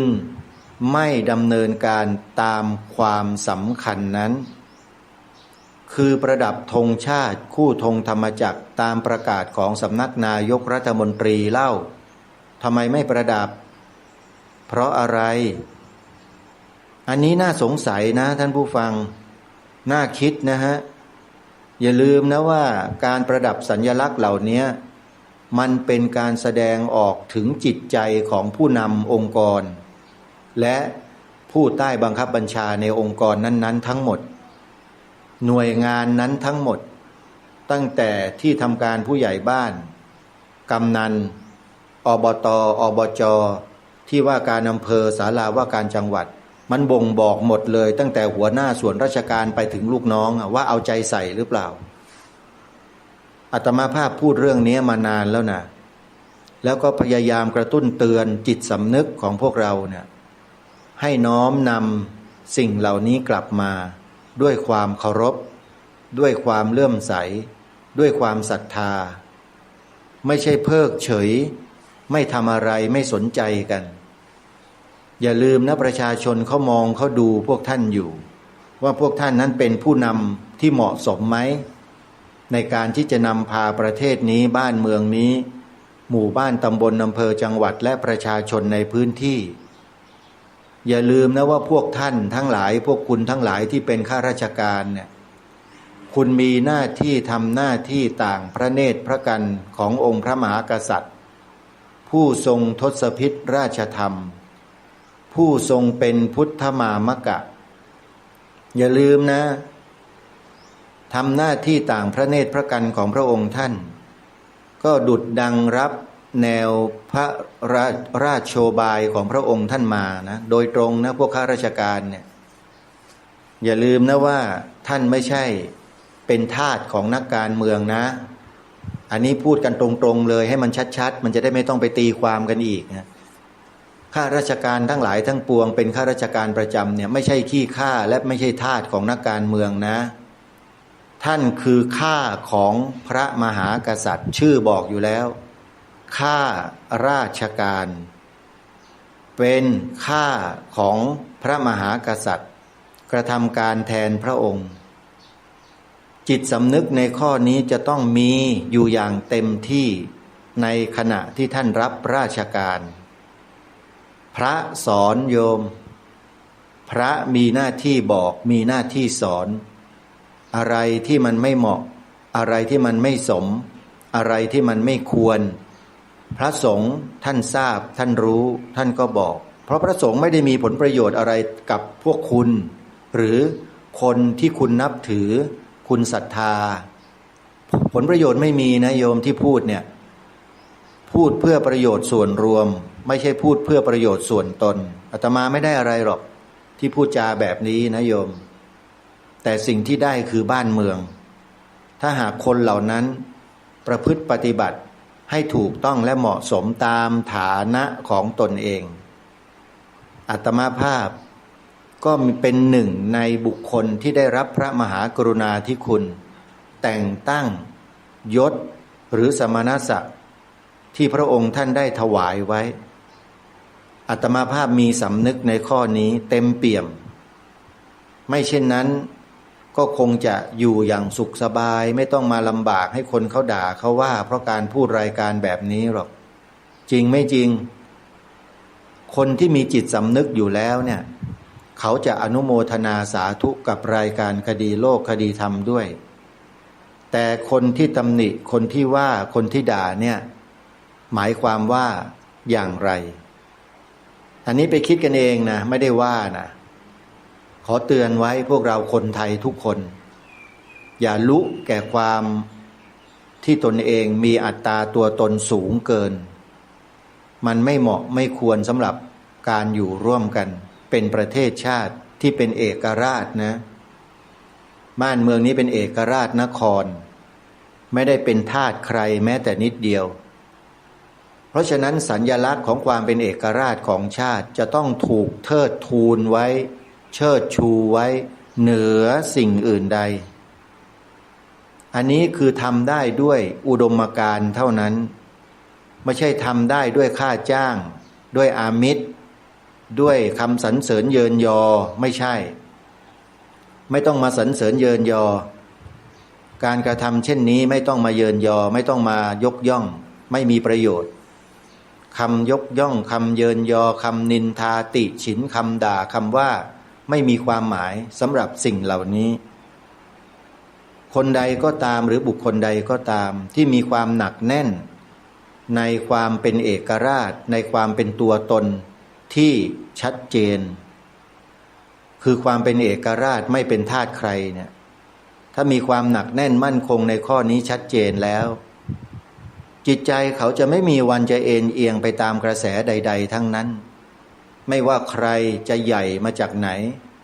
จะมาทำให้เอ็นเอียงไปเป็นอื่นคงเป็นไปไม่ได้เลยนะนี่คือคนมีอุดมการณ์ที่มั่นคงเพราะฉะนั้นรายการนี้จึงพยายามที่จะปลุกจิตสำนึกให้กับพวกเราคนไทยเนี่ยให้มายืนในจุดนี้กันให้ได้อย่าเอ็นเอียงอย่าไหลตามกระแสเพราะกระแสทุกวันนี้มันเป็นกระแสที่ลวงพวกเราอยู่ให้เรานั้นหลงทิศหลงทางกันหลงไหลเคลิบเคลิ้มกันบางทีก็หลงติดหลงยึดกันอันนี้ครูบาอาจารย์ของฉันนะใครอย่ามาแตะใครอย่ามาว่าฉันเนี่ยทำดีแล้วคุณมาว่าฉันไม่ได้นะไปตำหนิคนโน้นคนนี้เขาอย่างนี้มันก็ถือว่ามีอัตตาตัวตนสูงอยู่ทำอะไรก็ตามคิดอะไรก็ตามพูดอะไรก็ตามถ้าใช้อัตตาตัวตนมาทำมาพูดมาคิดแล้วเนี่ยทุกรายนะอาตมาขอบอกได้ทุกรายจะมีลักษณะเป็นไปในลักษณะเช่นนั้นเสมอคือไปตำหนิไปด่าไปว่าเขาในที่นี้ก็คือคนที่เขาทำในสิ่งที่ถูกต้องทำในสิ่งที่เหมาะสมและเป็นสิ่งที่บรรพชนสืบสารรักษาต่อยอดมาพอเขาพูดให้ตัวเองเกิดความรู้สึกขึ้นมาไอ้ความรู้สึกของตัวเองนั่นแหละที่มันออกมานั้นน่ะมันเป็นเครื่องบ่งบอกว่าในใจของตัวเองนั้นเป็นอย่างไรอย่างที่กล่าวเมื่อสักครู่ว่าถ้าคนที่มีจิตสำนึกเป็นพื้นฐานดีอยู่แล้วเนี่ยพอฟังรายการคดีโลกคดีธรรมพูดในลักษณะดังกล่าวนี้แล้วคนเหล่านั้นเขาจะยินดีด้วยเขาจะเห็นด้วยอนุโมทนาด้วยแต่คนที่ยังไม่มีจิตสำนึกหรือมีอยู่น้อยมากเนี่ยก็จะมีความรู้สึกที่เป็นปฏิฆะจริงไม่จริงล่ะท่านลองพิจารณาตัวเองกันดูนะอาตมาไม่ได้ตำหนิไม่ได้ว่าโดยตรงแต่ให้ทุกคนนั่นแหละว่าตัวเองกันอย่าให้คนอื่นมาว่าแล้วเมื่อรู้สึกตัวกันแล้วก็พัฒนาตัวเองขึ้นมาให้ได้พัฒนาจิตใจของตัวเราเองขึ้นมาให้ได้ให้อยู่เหนืออารมณ์เหล่านั้นอย่าให้อารมณ์อยู่เหนือหลักการอย่าเอาหลักกูมาทับหลักการมันไม่ถูกต้องนะโยมหลักการก็คือหลักการรายการคดีโลกคดีธรรมนั้นทำงานด้วยอุดมการณ์ถือหลักการของชาติบ้านเมืองเป็นหลักสถาบันทั้งสามคือหลักของประเทศต้องถือยึดปักเอาไว้ให้มั่นคงอย่าให้เอ็นเอียงไปเป็นอย่างอื่นอย่าให้ใครมาถอนออกอุปมาให้ฟังการถอนออกหมายความว่าพยายามที่จะใส่สิ่งแปลกปลอมเข้ามาแล้วก็จะถอนของชาติบ้านเมืองออกไป หรือเบียดเบียนออกไปนั่นเองพฤติกรรมในลักษณะเช่นนี้มันมีอยู่จริงๆท่านผู้ฟังอาตมาภาพจะมาพูดเล่นๆได้ยังไงของพวกนี้มีคนพยายามจะทำอย่างนั้นอยู่ทำมานานแล้ว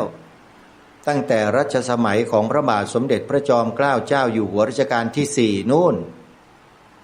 ไม่เช่นนั้นพระองค์จะทรงประกาศด้วยพระราชดำรัสเป็นพระบรมราชโองการของพระองค์ออกมาทำไมทางรายการก็เคยอัญเชิญมาอ่านออกอากาศให้สาธุชนได้ฟังบ่อยๆที่พระองค์ได้ทรงประกาศไว้มีความตอนหนึ่งว่าพระนครนี้เป็นถิ่นที่ของคนนับถือพระพุทธศาสนามาแต่เดิมไม่ใช่แผ่นดินของศาสนาอื่นคนที่ถือศาสนาอื่นมาแต่อื่นก็ดีอยู่ในเมืองนี้ก็ดีจะโทมนัสน้อยใจด้วยริษยาแก่พระพุทธศาสนาเพราะบูชาอันนี้ไม่ได้ด้วยไม่ใช่เมืองของศาสนาตัวเลย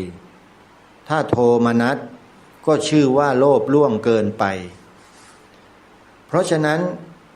องค์พระมหากษัตริย์ทุกพระองค์ที่ทรงเป็นองค์เอกอัครพุทธศาสนูปถัมภกนั้นเป็นสิ่งที่ถูกต้องและเหมาะสมสำหรับประเทศนี้เท่านั้นคนศาสนาอื่นจะมาอิจฉาริษยาจะมาน้อยเนื้อต่ำใจจะมาโทมนัสไม่ได้พระองค์ท่านตรัสเลยบอกว่าโลภล่วงเกินไปแล้วโลภมากอยากได้อยากมีอยากเป็นไอตัวอยากเนี่ยนักธรรมะทั้งหลายทราบไหมมันคืออะไรคือเหตุแห่งทุกข์ใช่ไหมใครไปสร้างเหตุให้เขาอ่ะใครไปสร้างเขามีความโลภมากอยากได้อยากใหญ่อยากมีอยากเป็นเนี่ยใครไปสร้างให้เขาไม่มีเขาสร้างด้วยตัวเขาเองใช่ไหมแล้วเมื่อสร้างขึ้นมาแล้วความทุกข์ควรจะตกอยู่กับใครล่ะกับคนที่สร้างใช่ไหมเพราะฉะนั้นที่พระองค์ตรัสตอนท้ายไว้ว่าโลภล่วงเกินไปน่ะจริงไหมล่ะคนประเภทนี้แหละกำลังดำเนินการอะไรต่อไม่อะไรกับสถาบันหลักของชาติไทยของเราอยู่โดยเฉพาะสถาบันพระพุทธศาสนากับสถาบันพระมหากษัตริย์ของเรามองไม่ออกหรอกเราไม่รู้หรอกประชาชนคนทั่วๆไปที่ทำงานทำหน้าที่ทำมาหากินอยู่ในวงนอกท่านไม่ค่อยรู้หรอกว่ามันเกิดอะไรขึ้นส่วนรายการคดีโลกคดีธรรมอยู่วงในเห็นอยู่รู้อยู่บางทีก็นำหลักฐานมาเปิดเผยให้ท่านทั้งหลายได้ดูกันไม่รู้ดูกันหรือยังเห็นกันหรือเปล่านั่นแหละคือวิธีการของคนพวกนี้เขาทำกันแบบนี้นะบิดเบือนความหมายสีขาวธงชาติไทยเพื่ออะไรเพื่อหวังให้ศาสนาตัวเองเนี่ยมายืนอยู่คู่กับศาสนาพุทธเป็นศาสนาประจำชาติไปด้วยพูดอย่างนี้หลายคนไม่เชื่อหลายคนหาว่ารายการคดีโลกคดีธรรมสร้างความแตกแยก มุกเดิมใช้ไม่ได้แล้วหลักฐานข้อมูลมันมีอยู่ชัดเจนทางรายการนำมาเปิดเผยตั้งแต่ปีพระพุทธศักราช 2558 โพสต์เอาไว้อัปโหลดลงไว้ใน YouTube เปิดดูสักนิดแล้วท่านจะได้ข้อคิดสะกิดใจบ้างสะกิดกิเลสที่มันหนาๆเนี่ยให้มันออกไปบ้างก็ดีเหมือนกันน่ะไอ้กิเลสประเภทมานะทิฏฐิไม่ค่อยจะรับรู้อะไรคนอื่นเขานะไม่ค่อยจะสนใจอะไรคนอื่นเขาคนอื่นเขาพูดเขาคิดอะไรก็ไม่ฟังเขานะไอ้ตัวนั้นแหละกิเลสหนาๆตัวนั้นน่ะเคลียร์มันออกซะมั่งลองไปเปิดดูนะบางทีมันอาจจะหลุดไปบ้างก็ดีเหมือนกันน่ะอย่าให้มันเกาะกินใจอยู่อย่างนั้นมันหนักไอ้พวกกิเลสพวกนี้หนักนะลองพิจารณาดูนะ นะถึงแม้ว่ามันจะละเอียดหน่อยยากหน่อยแต่ก็ควรที่จะขจัดมันออกบ้างขจัดตอนที่มันปรากฏนั่นแหละที่มันกำลังดิ้นพลาดอยู่เนี่ยกำลังฟังรายการคดีโลกคดีธรรมแล้วมันดิ้นร้อนรนอยู่นั่นแหละตัวกิเลสให้ทราบกันไว้เด้อนะขจัดมันออกบ้างอย่าให้มันเผาผลาญจิตใจของตนเองอยู่นะญาติโยมสาธุชนนะที่พูดเนี่ยนะโยมมีหลักฐานปรากฏยืนยันชัดเจนว่ามีการกระทำเช่นนี้จริงพยายามที่จะเบียดบังนะศาสนาหลักหรือศาสนาประจำชาติของบ้านเมืองของเราเนี่ยให้มีคุณค่าลดน้อยถอยลงแล้วก็พยายามจะยกศาสนาตัวเองขึ้นมาโดดเด่นพยายามที่จะเข้ามามีบทบาทพยายามที่จะทำให้คนเข้าใจผิดให้คนหลงผิดคิดว่าเป็นดั่งที่เขาต้องการที่เขากระทำที่เขาพูดจริงๆแล้วมันไม่ใช่เลยฮะศาสนาที่เป็นศาสนาประจำชาติไทยของเรามีเพียงศาสนาเดียวเท่านั้นคือพระพุทธศาสนาถ้าเราไม่ช่วยกันกล่าวไม่ช่วยกันพูดไม่ช่วยกันบอกไม่ช่วยกันสอนลูกหลานเยาวชนคนไทยเรานะสิ่งเหล่านี้มันจะหายไปจากจิตใจของเด็กเยาวชนบวกกับคนต่างศาสนาเขาพยายามที่จะยกศาสนาของเขาขึ้นมาให้โดดเด่นแล้วก็พยายามที่จะใช้วาทกรรมสร้างความสำคัญให้เกิดขึ้นผ่านสื่อต่างๆเนี่ยเด็กเยาวชนเราที่ไม่มีข้อมูลในลักษณะที่ถูกต้องดังกล่าวไปรับข้อมูลเหล่านี้เข้าทุกวันทุกเวลาทุกวันทุกเวลาทุกสถานะทุกโอกาสทุกเวลารับทุกวันคิดว่าเด็กเยาวชนเรามันจะเปลี่ยนไหมโยมเปลี่ยนอุดมการณ์เปลี่ยนแนวคิดไหมล่ะท่านอย่าคิดว่าเขาทำไม่ได้นะลองไปสอบถามเด็กๆเยาวชนลูกหลานของโยมที่กลับมาจากโรงเรียนดูก็ได้ถามก็ดูสิถามดูว่าไอ้หนูโรงเรียนเขาสอนแกไหมสีขาวในธงชาติไทยเนี่ยหมายถึงอะไรลองให้เด็กตอบดูง่ายๆถามดูเลยโยมจะทราบนั่นแหละเขาเรียกว่าการทดสอบประเทศชาติบ้านเมืองตัวเองผ่านจากเด็กนักเรียนเนี่ยเพราะเวลาเขาจะเปลี่ยนแปลงเขาจะทำอะไรกับชาติบ้านเมืองไหนในโลกนี้เขาทำกับพวกเด็กเยาวชนนี่แหละคือล้างสมองเด็กเขาใช้วิธีการใส่เข้าไปในตำราเรียนหรือคำอธิบายที่เขาพูดอยู่ในชั้นเรียนนั่นแหละอยู่ในมหาวิทยาลัยต่างๆนั่นแหละเขาทำกันแบบนั้นยอมรับไหมว่าเขาทำกันอย่างนั้นน่ะเขาไม่มาประกาศเหมือนอย่างรายการคดีโลกคดีธรรมนี้หรอกทางรายการเนี่ยเพียงแค่มาบอกให้รู้ให้ทราบว่าเขาทำกันแบบนั้นแล้วพวกเราจะป้องกันกันอย่างไรบอกวิธีการให้ไม่รู้เหมือนกันว่าที่บอกไปเนี่ยทำกันบ้างหรือยังบอกลูกบอกหลานฝังหัวเขาไว้หรือยังโยม2 ประโยคอาตมาภาพให้โยมไปฝังให้เด็กฝังไปเลยโยมไม่ผิดรับรองได้ว่าไม่ผิดถ้าใครมาบอกว่าสิ่งที่ทำนั้นผิดบอกแล้วไงว่าส่งชื่อนามสกุลคนนั้นตำแหน่งคนนั้นให้อาตมาด้วยเดี๋ยวจะจัดการให้อย่างนี้ก็ยังไม่ช่วยกันอีกก็ไม่รู้จะพูดยังไงแล้วนะอาตมาภาพเตรียมการไว้แล้วโยมรองรับไว้หมดแล้วคนที่ไม่ซื่อตรงต่อประเทศชาติบ้านเมืองเนี่ยไม่ว่าใครทั้งนั้นแหละจะต้องบันทึกจารึกชื่อตำแหน่งเอาไว้ให้หมดแล้วก็ค่อยๆดำเนินการตามขั้นตอนทำอย่างไรนั้นอาตมาภาพเปิดเผยไม่ได้นะงานบางอย่างมันเปิดเผยวิธีการไม่ได้โยมแต่บอกว่าทำอย่างไรได้เพื่ออะไรเพื่อจะป้องปรามไม่ให้สิ่งเหล่านั้นเนี่ยมันระบาดออกไปสู่เด็กเยาวชนเพิ่มเติมให้พวกเราช่วยกันระวังป้องกันด้วยวิธีการง่ายๆฝังอุดมการณ์นี้ให้กับเด็กฝังลงไปเลย2 ประโยคที่ท่านจะต้องใช้กันเนี่ยในสถาบันการศึกษาในโรงเรียนในสถานที่อบรมบรรยายให้ความรู้ส่วนราชการต่างๆทำได้เลย หนึ่งพระพุทธศาสนาเป็นศาสนาประจำชาติไทยของเรานี่คือความถูกต้องของประเทศไทยของเราต้องเผยแพร่ปลูกฝังให้ผู้คนในสังคมอย่างกว้างขวางประโยคที่หนึ่งประโยคที่สองสีขาวในธงชาติไทยหมายถึงพระพุทธศาสนาเท่านั้นนี่ก็คือความถูกต้องของประเทศไทยของเราถ้าใครนำเอาศาสนาอื่นมาใส่มาปนสีขาวธงชาติเมื่อไร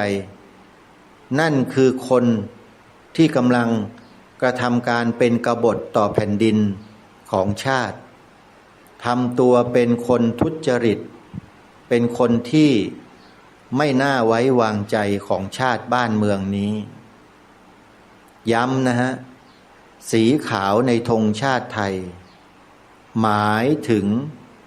พระพุทธศาสนาเท่านั้นถ้าเราไม่สอนเด็กเยาวชนตั้งแต่วันนี้นะเด็กเยาวชนจะถูกล้างสมองไปในทางที่ผิดโดยไม่รู้ตัวเพราะเดี๋ยวนี้เขาใส่มาในตำราเรียนของเขาแล้วนะไปเปิดดูบ้างดิตำราเรียนศาสนาอื่นน่ะเขาใส่มาแล้วนะเป็นตำรับตำราเรียนในโรงเรียนกันเลยนั่นน่ะแล้วถ้าเราไม่ช่วยกันต่อไปจะเป็นยังไงลองวาดภาพดูก็ได้ท่านผู้ฟังนะลองถามเด็กๆเยาวชนที่กลับมาจากโรงเรียนลูกหลานโยมอะถามก็ดูสิโรงเรียนเขามีสอนแบบนี้ไหมสีขาวในธงชาติไทยหมายถึงศาสนาอะไรลูกถามเด็กๆดูได้เลยโยมนั่นแหละคือตัวชี้วัดถึงสถานะสภาวะของประเทศของเราเองชัดเจนเลยว่าเป็นยังไง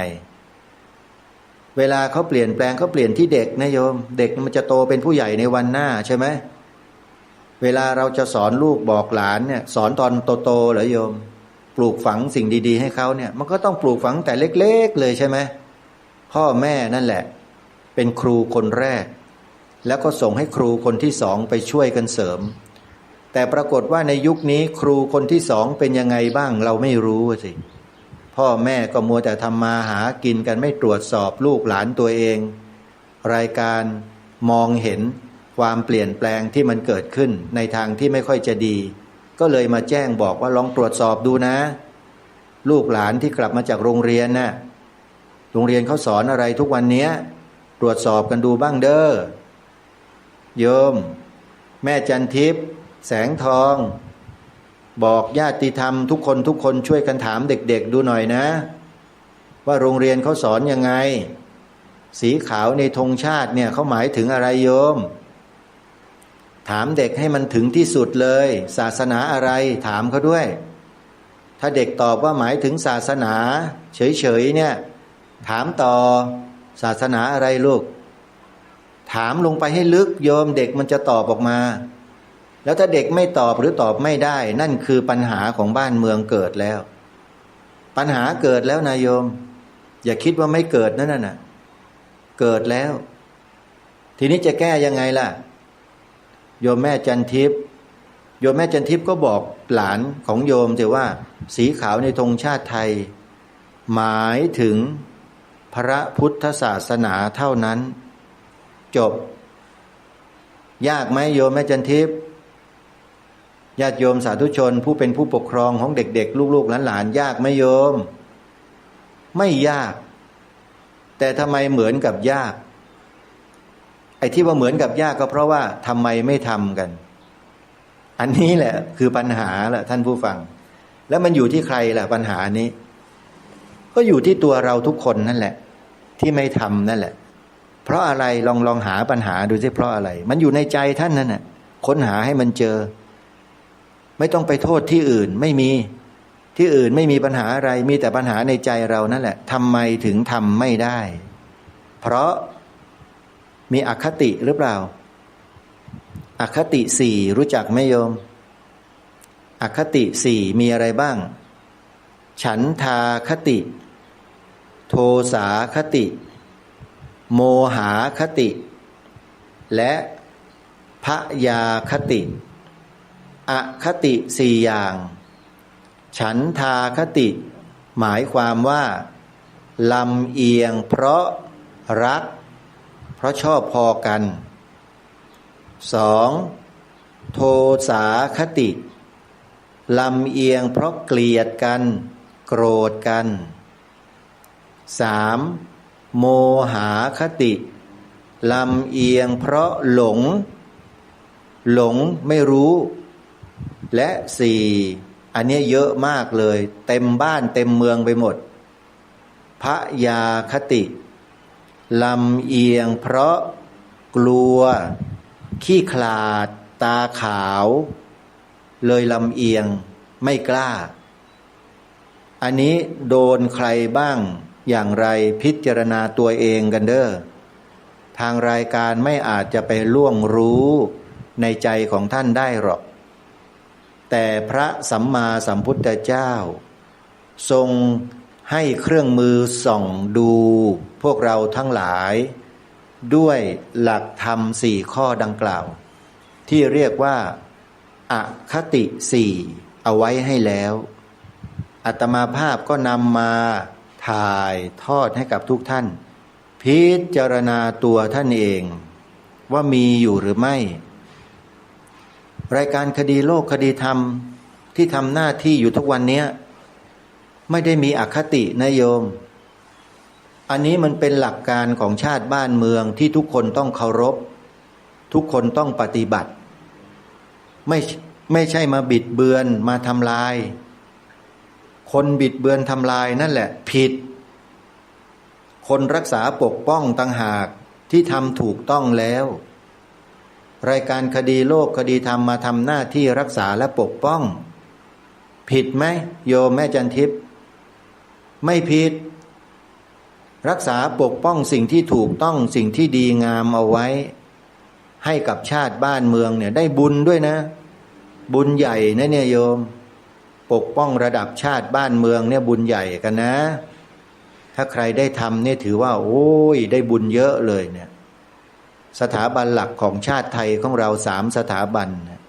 ถ้าใครได้ช่วยกันทำหน้าที่ปกป้องรักษาไว้ได้บุญมหาศาลเลยทีเดียวเพราะเมื่อมีหลักแล้วแข็งแรงแล้วมั่นคงแล้วผู้ที่อยู่อาศัยภายใต้หลักเหล่านี้ก็จะมีความสงบสุขร่มเย็นเป็นธรรมกันไปตลอดจริงหรือไม่แต่ถ้าเสาหลักของบ้านของเมือง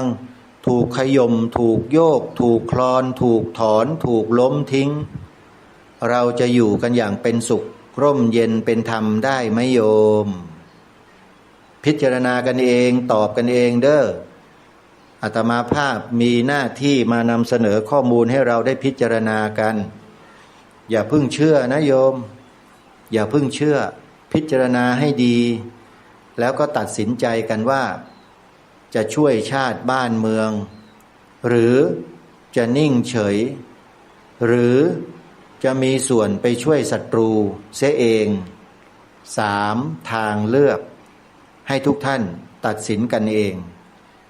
ส่วนทางรายการนั้นชัดเจนอยู่แล้วว่าทำอะไรมีหน้าที่อะไรปกป้องพิทักษ์รักษาไว้ซึ่งอะไรอันนี้เป็นที่ชัดเจนไม่ต้องบอกทุกท่านก็ทราบอยู่แล้วก็มาชวนทุกท่านเนี่ยให้ร่วมด้วยและช่วยกันเพราะถ้าเราไม่ร่วมด้วยไม่ช่วยกันพลังมันจะน้อยพลังมันจะไม่มีพอแล้วเราจะปกป้องรักษาสิ่งที่ทรงคุณค่าของชาติบ้านเมืองไว้ไม่ได้จึงต้องมาเชิญชวนให้พวกเราร่วมด้วยและช่วยกันทำแบบง่ายๆไม่ต้องทำมากปลูกฝังเด็กๆลูกหลานโยมนั่นแหละด้วย2ประโยคเนี้ยฝังหัวเขาไว้นะฝังเอาไว้เลยอย่าให้ใครมาทำลายมาล้างสมองลูกหลานเยาวชนเราให้ห่างไกลไปจากหลักการของชาติบ้านเมืองของเราตรงนี้ไม่เช่นนั้นอ อนาคตของชาติบ้านเมืองเราจะอันตรายมากเพราะประชาชนคนในชาติก็คือเด็กเยาวชนในวันนี้ที่เติบโตเป็นผู้ใหญ่ในวันหน้าเนี่ยไม่มีหลักหาหลักของชาติไม่เจอโยมเพราะไม่ปลูกฝังกันตั้งแต่เด็กๆนี่แหละเห็นไหมมองอนาคตให้ดีนะโยมที่จะมาพูดเนี่ยที่ทำรายการนี้ทำเพื่ออนาคตนะโยมเผื่ออนาคตไว้ด้วยไม่ใช่ทำเพื่อวันนี้วันเดียวและเดี๋ยวนี้เท่านั้นเรานั้นมีลมหายใจกันอีกไม่กี่ปีหรอกโยมถ้าเราไม่ช่วยกันนะลูกหลานเยาวชนเรานี่แหละมันจะมาทำลายชาติบ้านเมืองของเรากันเองนะโดยไม่รู้ตัวจริงๆไม่ได้พูดเล่นนะเรื่องนี้เรื่องใหญ่มากเพราะฉะนั้นปลูกฝังเขาให้เป็นคนซื่อสัตย์สุจริตให้เป็นคนที่มีความจงรักภักดีต่อสถาบันชาติสถาบันพระพุทธศาสนาและสถาบันพระมหากษัตริย์ด้วยชีวิตต้องจงรักภักดีด้วยชีวิตนะไม่ใช่ทำกันเผินๆผิวๆทำกันแบบขอไปทีไม่ได้เรื่องนี้เรื่องสำคัญบรรพบุรุษบรรพชนไทยเราถือนักถือหนาเรื่องสถาบันหลักของชาติทั้งสามเนี่ย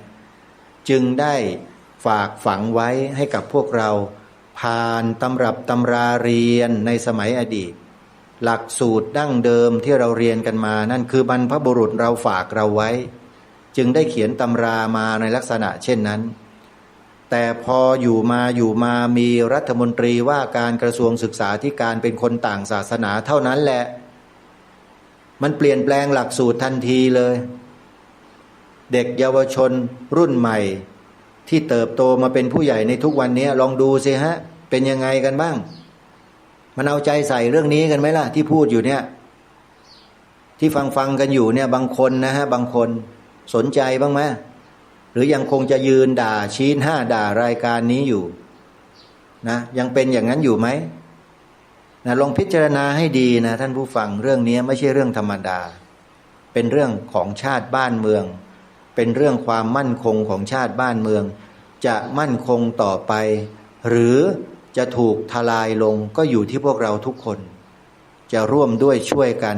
หรือจะเพิกเฉยต่อไปฝากไว้นะบ้านเมืองอยู่ในมือทุกท่านทุกคนแล้วไม่ได้อยู่กับใครคนใดคนหนึ่งนะช่วยกันญาติโยมนะเราทุกคนนั่นแหละต้องช่วยกันทางการอย่างเดียวทำไม่สำเร็จถ้าประชาชนซึ่งเป็นเจ้าของแผ่นดินส่วนใหญ่เนี่ยไม่ร่วมด้วยช่วยกันต้องช่วยกันนะโยมนะทางรายการนั้น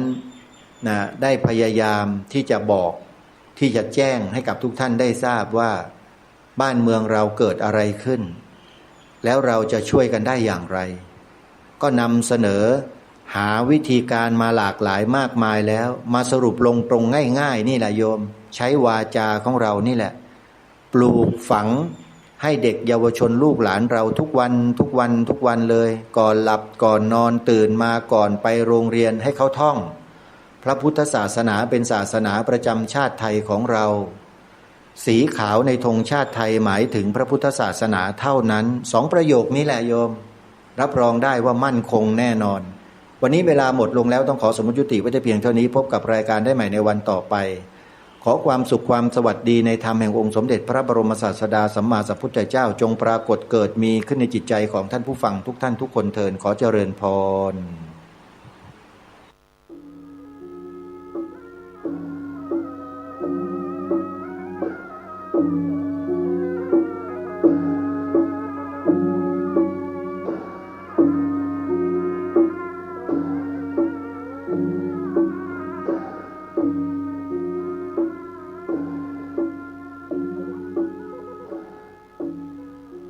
ขอความเจริญในธรรมและความผาสุกทางใจจงได้บังเกิดมีกับพ่อแม่พี่น้องท่านสาธุชนผู้เจริญในศีลในธรรมผู้รับฟังรายการทุกท่านพร้อมกันนี้ขอยกมือ10 นิ้วกราบอาราธนาเอาคุณพระแก้วเจ้าทั้ง3ประการบุญศีลบุญทานพระสยามเทวาธิราชคุณพ่อคุณแม่ คุณครูบาอาจารย์ผู้ประสิทธิ์ประสาทวิชาความรู้สิ่งศักดิ์สิทธิ์ทั้งหลายที่เฮาเคารพสักการะบูชาถึงวันนี้คือพระบรมธาตุเจ้าดอยสุเทพและครูบาเจ้าศรีวิจัยนักบุญแห่งร้านนาไทยเป็นต้นขออาราธนาเชิญชวนมาปกปักรักษาพ่อแม่พี่น้องพ่อหนานพ่อน้อยพ่ออุ้ยแม่อุ้ยปู่ย่าตายายพระสงฆ์องค์ข้าเจ้าลูกเต้าหลานเลนที่รับฟังรายการนี้ทุกท่านทุกคนขอเงื้อได้มีความสุขกายและสุขใจสุขกายนั้นปราศจากโรคภัยไข้เจ็บอันร้ายแรงสุขใจนั้นปราศจากความโลภความโกรธความหลงความอิจฉาริษยาความอาฆาตพยาบาทซึ่งกันและกันขอความสุขอันสมบูรณ์นี้บังเกิดมีกับท่านผู้รับฟังรายการทุกท่านทุกคนต่อไปนี้จะเชิญชวนพี่น้องทั้งหลายพากันมาฟังธรรมะปัจจุบันนี้เป็นโชคของทางพระพุทธศาสนามีสถานีวิทยุต่างๆเกิดขึ้นสถานีวิทยุเผยแพร่พระธรรมคำสั่งสอนในทางพระพุทธศาสนานักขึ้นคนก็ปฏิบัติธรรมอยู่ในศีลกินในธรรมนักขึ้นแล้วความสะดวกสบายความสุขอกสุขใจก็เกิดขึ้นกับชุมชนส่วนมากจะหันว่าเลือกสสที่ผ่านมาจังหวัดเชียงใหม่เฮานี่เรียบร้อยดีบ่ต้องเลือกซ้ำเลือกซากเพราะคนเฮารู้จักหน้าที่ของตัวเองเปิ้นจักจวนเจิญไปคือเลือกก็ไปเลือกบ่เลือกก็มีเลือกก็มีสุดแล้วแต่จิตใจของไปของมันเมืองไทยนี่เป็นเมืองประชาธิปไตยกว่าจะได้เป็นประชาธิปไตยนี้ต้องเสียเลือดเสียเนื้อกันเป็นจำนวนมากต้องปรับปรุงแก้ไขแต่ก่อนนี้อยู่กับเจ้าบ้านเจ้าเมืองอย่างเดียวเอาเปิ้นว่าความเจริญรุ่งเรืองต่างๆในด้านวัตถุก็บ่ค่อยเจริญเท่าไหร่แต่ด้านจิตใจนี่เจริญมากเพราะเจ้าบ้านผ่านเมืองเอาธรรมะถือธรรมะดังที่เฮาจะหันว่าพระธาตุพระพุทธอันอย่างต่างๆปากันไปไหว้ไปสาปากันไปจัดงานประเพณีอย่างวัดพระนอนขอนม่วงเช่นเก่าเช่นแก่ได้ยินคนเฒ่าคนแก่พูดว่าถึงเดือนมาฆบูชามาเจ้าเมืองจะออกมาพร้อมกันด้วยข้าราชบริพารมาตั้งปางอยู่ที่กลางต้งหน้าวัดตะวันตกวัดเล่นมโหสลบอบทลบกันมาสลงน้ำพระพุทธรูปมูนี้เป็นต้นจิตใจคนเฮาก็เลยมีศีลมีธรรมพอเป็นประชาธิปไตยแล้วมีความเป็นใหญ่ในตัวไปตัวมันแล้วก็ห่างไปเขินไปอย่างดอยสุเทพนี่เจ้าบ้านเจ้าเมืองขึ้นไปไหว้ไปสาเป็นปีก็ทำมือคนเคารพสักการะบูชาดอยสุเทพเต้าบเดียวเพราะเจ้าบ้านเจ้าเมืองเป็นผู้นำไปดังนี้เป็นต้นตุลงได้นำเอากรรมเก่ามาเสนอให้พี่น้องทั้งหลายถ้าจะเป็นซ้ำๆซากๆพ้องก็บ่เป็นหยังเพื่อคนที่บ่เคยฟังก็จะได้ฟังกรรมโบราณเปิ้นว่าฮื้อเฮาฟังฮื้อเฮาสืบฮื้อเฮาแตนไว้เพื่อจะได้เป็นคติเตือนอกเตือนใจเปิ้นว่าไว้มีกรรมอยู่กรรมหนึ่งว่าหมาเห่าตัวก้นช้างอันนี้กรรมบ่เก่าเปิ้นว่าไว้หมาเห่าตัวก้นช้างคือช้างมันตัวใหญ่หมามันตัวน้อยเห่าตัวก้นช้างจะคบก็บ่ได้จะไล่ก็บ่ได้เพราะช้างตัวใหญ่ข้อนี้อุปมาฉันใดเปิ้นเป็นการเปรียบเทียบว่าคนเฮานั้นอย่าไปกึดใหญ่ล้ำไปเสมอตัวมีทุนเท่าใดลงไปเท่าอันมีความรู้เท่าใดลงไปเท่าอันเตือน้อยหรือว่าแถมกรรมหนึ่งว่ามันบ่มีความหมายหยังเจ้าบ้านผ่านเมืองเปิ้นเนี่ยเวียกแยกการเฮาเป็นคนวิพากษ์วิจารณ์บ่ได้ประโยชน์หยังเอาเวลานั้นไปเนี่ยเวียกแยกการดีกว่า ไปวิพากษ์วิจารณ์การบ้านการเมืองบัดได้ผลบัดสร้างสรรค์บัดทำให้เกิดความดีความงามเนี่ยเกิดขึ้นกำกึดใหญ่ลงไปเสียเวลาบ่ได้อันนี้นำมาเสนอพี่น้องทั้งหลายถ้าใครจะแปลได้ใจความต่อไปแถมก็คงได้ใจความว่าจะอีมาเฮาตัวก้นจ้างมาเฮาฮือบินมันเป็นของใหญ่เรื่องราวต่างๆมันแล้วไปแล้วจ้างพอไปหายแซบและเมาตัวก้นเปิ้นอันนี้ก็เป็นความหมายทำอย่างหนึ่งเรื่องแล้วบ่แล้วฟื้นขึ้นมาอันนี้ก็เป็นกรรมหนึ่งมาเฮาตัวก้นจ้างเอาแล้วพี่น้องทั้งหลายเมื่อตะวาตุลุงได้นำเอากรรมที่ว่าเฮาได้ฟังธรรมถึงวันผู้ที่หุมเนอะอันใดกันแน่ที่จะเป็นธรรมคำสั่งสอนอันใดที่ไม่ใช่คำสั่งสอนในทางพระพุทธศาสนาได้นำไปเสนออยู่8ข้อและอธิบายไป3ข้อว่าฟังเปิ้นเทศเปิ้นอู้เปิ้นสั่งเปิ้นสอนอันใดเป็นธรรมกันแน่อันใดบ่เป็นธรรมกันแน่เปิ้นจะมีว่าอย่างนี้อันใดเป็นไปเพื่อความกำนัดอันนั้นบ่ใช่ธรรมในทางศาสนาอันใดเป็นไปเพื่อความประกอบสัตว์ไว้อันนั้นบ่ใช่ธรรมศาสนาคืออยากมีอยากเป็นอยากกินอยู่ในภพต่างๆอันใดเป็นไปเพื่อความสั่งสมกิเลสให้นักขึ้นอันนั้นบ่ใช่คำสอนศาสนาคำสอนพระพุทธศาสนานั้นจะได้นำมาเสนอให้ท่านทั้งหลายฟังและอธิบายไป3ข้อยังแถม5ข้อข้อที่4ว่าเป็นไปเพื่อความมากเป็นไปเพื่อความมากอันนั้นไม่ใช่คำสอนในศาสนาเพิ่มขึ้นมีขึ้นเป็นขึ้นนักขึ้นก่อกองขึ้นอันนี้เป็นไปในทางที่บดีอันทำกุศลเกิดขึ้นอันนั้นบ่เป็นอย่างอันนั้นเป็นคำสอนพระศาสดาอันเป็นไปเพื่อจะก่อทะเลาะวิวาทกันรู้แย่งกันโลภแต่ตัณหันแต่ได้มากในกามคุณทั้ง5มากในลาภยศสรรเสริญสุขเพิ่มพูนขึ้นไปติ๊กเพื่อหวังผลประโยชน์แก่ตัวเองและพวกพ้องในธรรมพระพุทธศาสนาบ่ได้สอนให้เป็นคนมากให้เป็นคนสันโดษจะได้อธิบายในวันต่อไปสังเกตพ้องได้แล้วได้แถมเอาแล้วเอาแถมหมู่นี้ไปแจ้คำสอนในศาสนาคือพิจารณาเอาเองไปสุ่ม4สุ่ม5เพราะที่นำกรรมนี้มาเสนอเงื่อพี่น้องทั้งหลายเพื่อจะได้ตัดสินใจลงไปว่าอันนี้เป็นธรรมแท้กาบัดใจกาแม่นกาบ่แม่นกาหมู่นี้เป็นต้นถ้าสอนเอ็นเอียงไปทางมากในกามคุณ5ในกิเลสในตัณหาอันนั้นบัดใจแล้วในที่นี้ว่าบัดใจคำสอนของพระพุทธเจ้าสอนบ่ฮื้อมากเปิ้นหูเปิ้นหานเปิ้นอวดเปิ้นอ้างอันนี้ก็บัดใจคำสอนในศาสดาคำสอนในศาสนานี่สอนให้คนเอานี่ปฏิบัติธรรมเพื่อตนเอง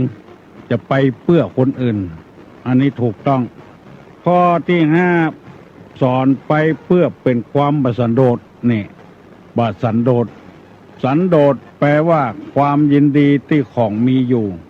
อันเป็นของตัวจะนักเท่าใดน้อยเท่าใดก็ตาม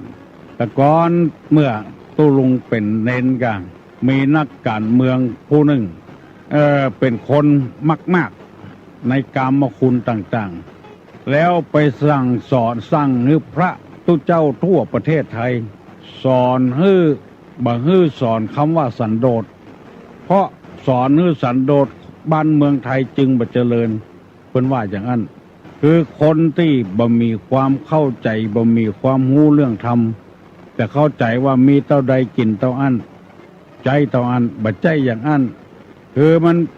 บ่เอามาความตุกมาใส่ตัวนักลำไปที่กรรมโบราณเพิ่นว่ามี1แล้วไข่แอมแถม2ขี่เหือน้ำนองซ้อน2จังล่มเนี่ยเอาบ่สันโดษมันซ้อน2มันล่มเพราะฉะนั้นคำว่าสันโดษนี่พอใจในทรัพย์สมบัติของตัวเองพอใจในเมียของตนเองในลูกของตัวเอง อันใดที่สอนบ่ฮื้อพอใจได้แล้วได้แถมเอาแล้วเอาแถมนั้นบ่ใช่คำสอนในศาสนา หมายความว่าเฮาแหงมีแหงเท่าใดเฮาหาบไปเท่าอันก่อนแบกเท่าอันก่อนถ้าเฮาเอาเกินกำลังของเฮาเนี่ยหลังจะหักเอวจะก้องในศาสนาสอนในพุทธศาสนานี่สอนฮื้อสันโดษทำมันใดที่บ่ฮื้อสันโดษนั้นบ่ใช่ทำสอนในพุทธศาสนาเป็นของนอกศาสนาอีกนอกศาสนาพุทธอย่างที่การเผยแพร่พระธรรมคำสั่งสอนนั้นเสาะหาสมาชิกเพิ่มนักขึ้นเพื่อจะเกาะกลุ่มรวมลาเป็นหมู่เป็นคณะกระจายอำนาจบ่สันโดษแต่ทางพุทธศาสนานี่บ่ได้นับเอาอย่างอั้นไผจะนับถือบ่นับถือบ่เข้าใจขอให้คนนั้นปฏิบัติธรรมเด้อขอให้มีศีลมีธรรมเด้อบ่เบียดเบียนไผบ่สร้างความเดือดร้อนให้ไผจะไปวัดกับบ่ไปวัดบ่เข้าใจแต่ว่าของให้อยู่ในธรรมบ้านเมืองเปิ้นเนี่ยอย่างให้เหมือนบ้านเหมือนเมืองตัวเปิ้นเป็นหมู่เป็นคณะหมู่นี้เป็นต้นอันใดเป็นไปเพื่อความบัดสันโดษอันนั้นบ่ใช่คำสอนในทางพระพุทธศาสนาเป็นข้อที่5ข้อที่6อันใดเป็นไปเพื่อความคลุกคลีด้วยหมู่คณะอันนั้นก็บ่ใช่คำสอนในศาสนาส่วนเสเฮหาการเกาะกลุ่มรุมลากันพี่น้องทั้งหลายคำว่าคลุกคลีนี่บ่ได้หมายความว่าอย่างที่เราไปนั่งไปวัดเป็นหมู่นั้นบ่ได้หมายความอย่างอี้คำว่าคลุกคลีนี่ตั้งวงเล่ากันตั้งวงพายกันตั้งวงการพนันขันต่อกันหมายความว่าพระสูมจุ่มนมกันในทางที่บดีวันเด้ออันนี้คลุกคลีโดยหมู่โดยคณะคุยฮือแตกกันคุยฮือเดือดร้อนกันอย่างก่อม็อบเนี่ยอันเนี้ยคลุกคลีโดยหมู่โดยคณะเอากันไปนั่งกลางสนามหลวงเนี่ยทำว่าถูกต้องแล้วแม้แต่พระสงฆ์พระเจ้าก็ยังเดือดร้อนตัวหมู่นี้เป็นต้นท่านคนใดหันกิริยามารยาทอย่างอี้แล้วยังเคารพนับถืออยู่ว่าทำถูกต้องก็สุดแล้วแต่ไผมันอีกประชาธิปไตยเฮาจะไปบังคับกันบ่ได้แต่ทางธรรมะในทางพุทธศาสนาปฏิเสธเลยอันนั้นบ่ใช่ธรรมบ่ใช่วินัยบ่ใช่ปฏิบัติตามหน้าที่ของพระสงฆ์พระเจ้าอยู่ในที่สงัดเมินก็ปรึกษาหารือกันด้วยการปฏิบัติธรรมเนี่ยเตื้อนึงการจะมาอยู่สุมกันเป็นหมู่ก็กวนความสงบของบ้านของเมืองนั้นอันนั้นบ่ใช่ธรรมบ่ใช่วินัยบ่ใช่ปฏิบัติตามหน้าที่ของผู้เจ้าของเจ้าบ้านทั่วๆไปบ่ใช่ของเจ้าพุทธอันนั้นคือก่อกวนความสงบก่อกวนความเดือดร้อนก่อกวนประเทศชาติจนเป็นมลทินเต้าบเดียวประวัติศาสตร์บันทึกไว้แล้วว่าหมู่นั้นคณะนั้นก่อกวนตั้งม็อบตั้มมาอย่างเดินเป็นหมู่ไปประท้วงหั่นประท้วงนี่อันนี้ขอฝากฝังพ่อแม่พี่น้องลูกเต้าหลานเหลนไว้จะไปตัวเขามันไม่ใช่ตั้งธรรมตั้งวินัยละอย่างก่อม็อบต่อต้านขยะกาอย่างกาอย่าติเปิ้นเนี่ยกันตะก่อนอันนั้นคนใดหวังประพฤติปฏิบัติในธรรมจะไปเด้อเพิ่นอันนั้นบ่ใช่ละเป็นไปเพื่อความคลุกคลีโดยหมู่โดยคณะทำความเดือดร้อนสู่หมู่สู่คณะยังบ่พอก็มีการจ้างการแจ้งแถมทำให้ประวัติของบ้านของเมืองเสียอยู่ปอไผ่ปอมันนี่ทางพุทธศาสนาสอนว่าอย่างอี้เพราะการเกาะกลุ่มรุมลาไปในทางที่บดีนั้นมันสร้างความเดือดร้อนอันใดเป็นเรื่องเดือดร้อนเฮาบ่เนี่ยบ่ทำอันใดที่มันบ่เดือดร้อนอันนั้นทำสมมติว่าดังไฟเผาป่าไฟไหม้ป่าแล้วสัตว์มันอยู่หั่นมันกลัวตายมันล่นหนีแล้วจะยิงสัตว์หมู่นี้เป็นต้นอันนี้คือการเกาะกลุ่มรุมลาในทางที่บดีป่าก็ไหม้ยังบ่พอสัตว์ก็ตายด้วยแถมถ้าเกาะกลุ่มรุมลากันปฏิบัติธรรมอันนั้นบ่ใช่ซ่องสูงบ่ใช่คุกคีและตามนักบวชที่ปฏิบัติธรรมนั้นเพิ่นจะอยู่ปอไผ่ปอมันอู้กับคนนักปะกับคนนักนี่ นักต่อใดกิเลสนักขึ้นเท่าอันอย่างตุลุงอู้คนเดียวนี่อันนี้บ่ได้คุกคีกับไผนำมาเสนอให้พี่น้องทั้งหลายได้รับทราบการงานเฮาก็มีผ้าแจ้ไว้หั่นยังบ่ได้ซักเรื่องถ้วยแจ้หั่นก็ยังบ่ได้ล้างเรื่องเป็นตู้เป็นตังเป็นหน้าตากเป็นกระจกเป็นบ้านจองยังบ่ได้ถูบ่ได้เจ็ดบ่ได้กวาดเตื้อบัดเนี้ยบ่ทำไปนั่งสุ่มจุ่มนุมกันอันนั้นบ่ถูกต้องตามธรรมแล้วทำการทำงานของไผของมันปะกันนักต่อใดกิเลสนักต่ออันจะเล่าควันเปิ้นพ่องจะติจะเตียนเปิ้นพ่องอันดีๆนี่บ่นำมาอู้ตังบ่ดีเพราะฉะนั้นไผ่ผู้ที่ได้ฟังกรรมอย่างอี้แล้วพึงหูว่าอันใดคลุกคลีด้วยหมู่คณะเนี่ยบ่ใช่ธรรมบ่ใช่วินัยของพระพุทธศาสนาเกาะกลุ่มรุมลากันในทางที่บ่ดีข้อที่7เป็นไปเพื่อความเกียจคร้านอันใดสอนให้คนขี้ค้านอันนั้นบ่ใช่ธรรมศาสนาพุทธศาสนาสอนให้คนมั่นขยันมีพุทธภาษิตรับรองว่าวิริเยนะทุกขมัจเจติคนล่วงทุกข์ไปได้เพราะความเพียรสุดสูสังรัพเตปัญญังฟังด้วยดีย่อมได้ปัญญามันเนี่ยมันฟังมันพ่อมันกอยอันใดที่เป็นเกียรติเป็นค้านบ่ใช่ทำบ่ใช่วินัยปลุกระดมกันบ่ฮื้อจ้อยกันทำวินัยของพระพุทธเจ้าในสอนให้คนมันคนขยันในภาษิตว่าอุทธาตาวินทเตทนังคนมันย่อมหาทรัพย์ได้ข้อแรกว่ามันประกอบอาชีพโดยชอบอย่าได้เกลียดค้านทางสวนทางนาทางค้าทางงานสุดแต่เป็นการหน้าที่ของเราอย่าว่างกิจการมัวแต่เลือกงานง่ายๆเบาๆสุดแต่ได้ทรัพย์โดยชอบเป็นเอาจะหนักหรือเบาอย่าเฝ้าหลีกหนีอันนี้คือเป็นคนมั่นคนขยันพุทธานะสัมปทาถึงพร้อมด้วยความมั่นอาชีพโดยชอบบ่เกียจบ่ค้านธรรมใดสอนให้คนมั่นคนขยันอันนั้นเป็นธรรมในพระพุทธศาสนาธรรมใดสอนให้คนเป็นคนเกียจคนค้านอันนั้นบ่ใช่คำสอนในศาสนาถ้าเราจะยึดมั่นถือมั่นในศาสนาเอาเนี่ยเป็นเครื่องตัดสินพระพุทธเจ้าบ่สอนให้คนขี้ค้านให้คนมั่นพระองค์ทำเป็นตัวอย่างให้คนได้หูได้หันออกบวชโดยสละทรัพย์สมบัติของแผ่นดินบ่ห่วงข้องอะไรสักอย่างแสวงหาตนโดยชอบบ่ใจสุขเอาเผากินพยายามค้นหาแค้นหาธรรมะอย่างแท้จริงแล้วข้อที่4ว่าทำได้เป็นไปเพื่อความเลี้ยงยากเป็นคนเลี้ยงยากอันนั้นก็บ่ใช่คำสอนในพระศาสนาจะเป็นเจ้าบ้านก็ตามเป็นพระสงฆ์องค์เจ้าก็ตามเป็นคนเลี้ยงง่ายคำว่าเลี้ยงง่ายนี่บ่ใช่ว่าเกิดมาบ่เจ็บบ่เป็นอย่างบ่ใช่อย่างนั้นคำว่าเลี้ยงง่ายนี่อยู่ง่ายกินง่ายบ่อืดบ่อิดบ่ออดอย่างสักอย่างได้อันใดกินอันนั้นใจอันนั้นคือมันเลี้ยวคาบเลี้ยวมือไปอย่างบัดเดียวนี้ได้ยินข่าวบางแห่งบางที่ตั้งในบ้านในเมืองพระสงฆ์พระเจ้านี่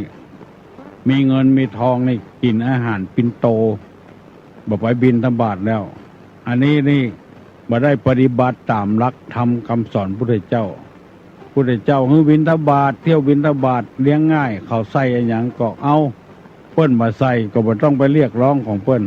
บ่ต้องไปห้องคำบ้านคำจองเตียวไปเรื่อยๆเปิ้นนิมนต์ก็จุกเปิดฝาบาทถึงเปิ้นเนี่ยเปิ้นมานิมนต์ก็แล้วไปคือเป็นคนอยู่ง่ายกินง่ายเลี้ยงง่ายมาบัดเดี๋ยวนี้ตั้งในหลวงเปิ้นว่าเศรษฐกิจพอเพียงพออยู่พอกินไปแล้วบ่ต้องเอาให้เอานาอย่างมีที่บ้านที่จองอย่างกูจังหวัดมีโฉนดเป็นตู้มาจำเป็นสักหน่อยคนที่บ่มีก็มีอยู่แล้วคนที่มีก็นักใบนักบอดหมู่นี้มันบ่เฉลี่ยกันสันติภาพจึงบ่เกิดขึ้นเพราะฉะนั้นเตนะวุตตังเหตุดังอัน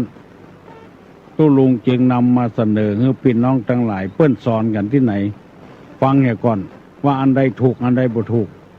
ทำอันใดเป็นไปเพื่อความกำหนัดเป็นไปเพื่อความประกอบสัตว์ในภพเป็นไปเพื่อความสั่งสมกิเลสเป็นไปเพื่อความมากเป็นไปเพื่อความไม่สันโดษเป็นไปเพื่อความคุกคีโดยหมู่คณะเป็นไปเพื่อความเกียจคร้านเป็นไปเพื่อความเลี้ยงยากอันนั้นถ้าได้ฟังถึง7-8อย่างนี้แล้วพึงหู้ว่าอันนั้นไม่ใช่คำสอนในทางพระพุทธศาสนาไม่ใช่แท้ๆแล้วถ้าปฏิบัติไปหลงไปก็จะเดือดร้อนบางทีมันมีหนังสือพิมพ์ก็ลงวิทยุก็ลงเอาเงินไทยไปแปลงเงินฝรั่งเงินดอลลาร์เก็บเอาสตางค์ชาวบ้านเอาไปแปลงเงินดอลลาร์มันแปลงขึ้นแถมเนี่ยอันเนี้ยเป็นไปเพื่อความสะสมกิเลสเป็นไปเพื่อความมากเอาเข้าเขินไปเหียเป็นตัวเจ้าอยู่แต่ไปเนี่ยอย่างอันเขินไปเหียเลยได้ซิกได้หาลาเพศไปเหียชื่อเสียงบดงดังไปแล้วอันใดที่จะเสียเงินเสียทองนักหนาป้าป้านกันไปอันนั้นพอสุดแล้วแต่พอออกไม่ออกสถาตายกจะพิจารณาเอาเองแต่ที่ตุลุงนำมาเสนอนี่เพื่อบื้อเอาพังพลาดบื้อผิดบื้อเผลอไปในทางนั้นถ้าเอาผิดเอาเผลอไปทางนั้นก็ชื่อว่าทำมือคนนั้นเสียคนทำมือคนนั้นผิดศีลผิดธรรมอันใดที่เพิ่นสอนว่าบ่มีความกำนัดยินดีอันนั้นคือทำคำสอนเป็นไปเพื่อความพลากสัตว์ออกคือหมายความว่าบ่หวังในภพในชาติอย่างต่างๆอันนั้นคือทำดีเพื่อตนเองเพื่อความดีถ้าเอาหวังอย่างอันอยู่ในหวังคนอื่นทำดีแล้วบ่ได้ดีก็เดือดกันวุ่นวายเลยแบบเนี้ยอย่างสักอย่างสร้างคุณงามความดีมาจัดนักแล้วเมื่อลูนมาคายไปอย่างไปฟังกำหันฟังกำนี้เลยบอกไปวัดบอกไปว่าไปอย่างหมู่นี้เป็นต้นอันใดที่ยังหวังยังอยู่ก็บ่ใช่คำสอนหวังให้ตัวเป็นคนดีอันนั้นถูกต้องหวังจะให้คนอื่นสรรเสริญยกย่องยกยอนะบ่ต้องไปหวังมันเป็นไปบ่ได้โบราณว่าน้ำคว่ำบ่เต็มไหมันคว่ำไปแล้วจะเอาปิ๊กมาใส่แถมนึ่งบ่เต็มไหละทำดีเพื่อตัวเองดีกว่าของเหล่านี้ไผ่จะเอาฮื้อไผ่ก็บ่ได้ผัวจะเอาฮื้อเมียเมียจะเอาฮื้อผัวก็บ่ได้มอกอาศัยบารมีดันเป็นไปเพื่อความบัดซักสมกิเลสบ่ฮื้อกิเลสแน่นหนาอันนั้นเป็นคำสอนในศาสนาสอนฮื้อมักน้อยฮื้อสันโดษอันนี้เป็นคำสอนในศาสนาเป็นไปเพื่อความมักน้อยเป็นไปเพื่อความสันโดษเป็นไปเพื่อความสงัดสงบบ่สาวเป็นไปเพื่อความภาคเพียรบ่ขี้ค้านเป็นไปเพื่อความเลี้ยงง่าย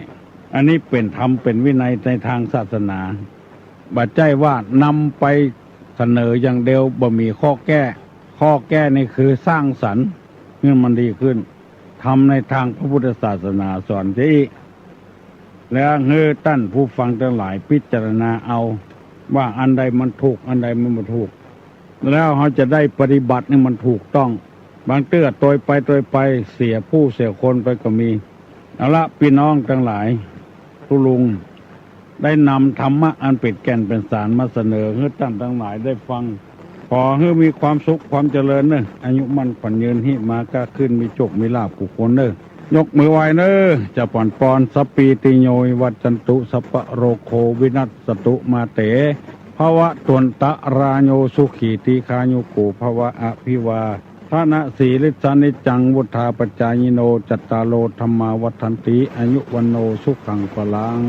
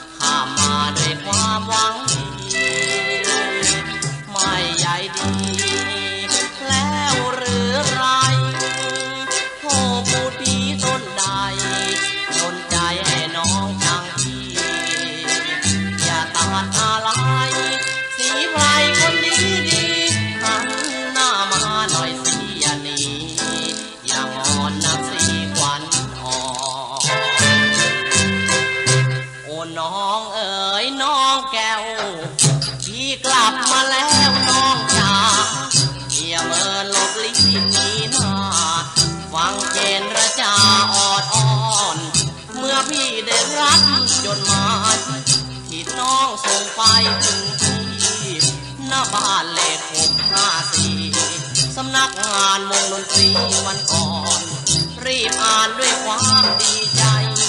หัวจีสีพลายตราถึงเสกสรรสำนวนหวานซึ้งหัวน้องคิดถึงอาวรณ์มันเป็นเวลา5 ปี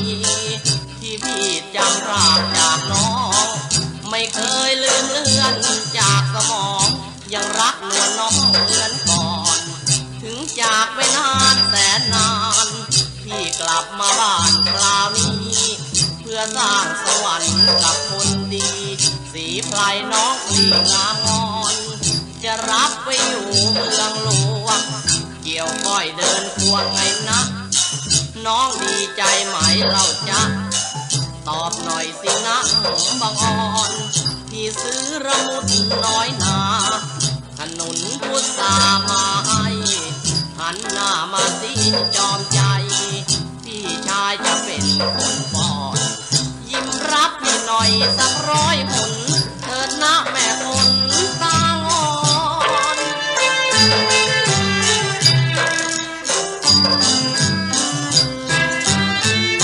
แม่ยอตองน้องขวัญตาจะมาขอการดารอหน่อยนะขวัญอ่อนตาอันละมุนน้องเอ๋ยขอนุ่นนอนรักและห่วงแม่ดวงสมรไม่จอดล้อนลืมเลือนเลย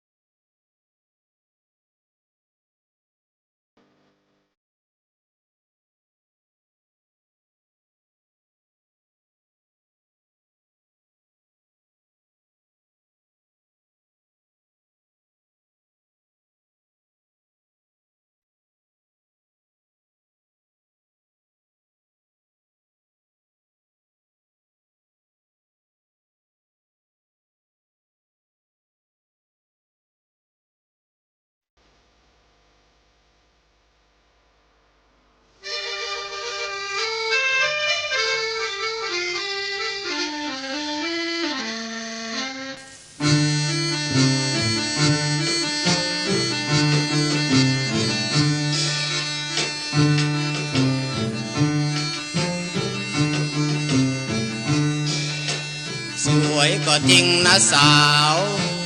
ขาวก็จริงนะน้องแม้นมีทองจะให้เจ้าแต่งครั้นเมื่อถึงยามแลงจะพาน้องแต่งตัวเดิน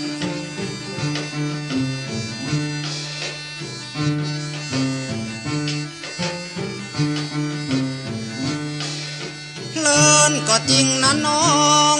ไผมองก็ว่างามสมคิ้วต่อก็ยังแถมคอกลมหางตาแม่คมเหมือนจะบาดใจชาย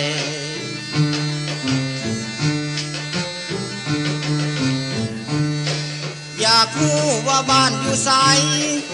ผู้ใดเขาเป็นคู่ซ้อนแม่นยามนอนบ่มีไผกอดสองแขนของอ้ายสิสอดกอดไว้บ่ให้ไผมาตอม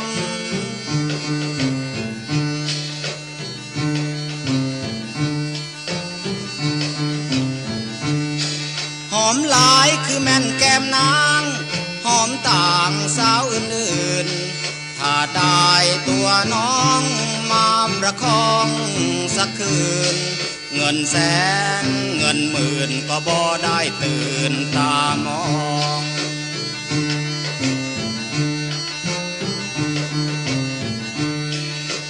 สวยก็จริงนะสาวขาวก็จริงนะน้องแม้นมีทองจะให้เจ้าแต่งครั้นเมื่อถึงยามแลงจะพาน้องแต่งตัวเดินเพลินก็จริงนะน้องไผมองก็ว่างามสมคิ้วต่อก็ยังแถมคอกลมหางตาแม่คมเหมือนจะบาดใจชายอยากรู้ว่าบ้านอยู่ไสผู้ใดเขาเป็นคู่ซ้อนแม่นยามนอนบ่มีไผกอดสองแขนของอ้ายสิสอดกอดไว้บ่ให้ไผมาตอมหอมหลายคือแม่นแก้มนางหอมต่างสาวอื่นๆถ้าได้ตัวน้องมาประคองสักคืนเงินแสนเงินหมื่นก็บ่ได้ตื่นตามอง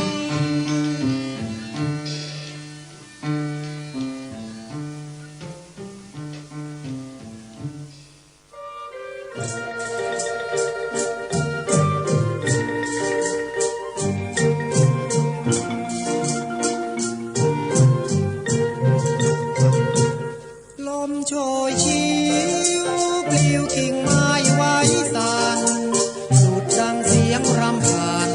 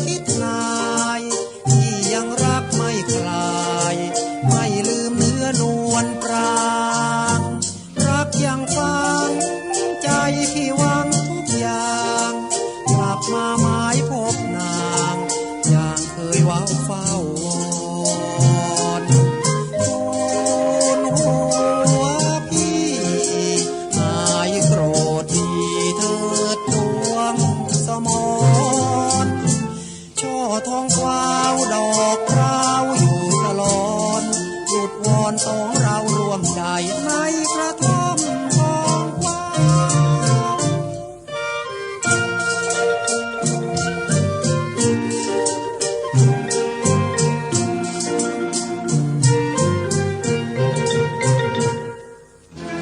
ครั้งแรกของลักซ์เจลอาบน้ำบับเบิ้ลหอมเฟรชเหมือนเติมน้ำให้ผิวหอมเฟรชเลยล่ะซื้อเลย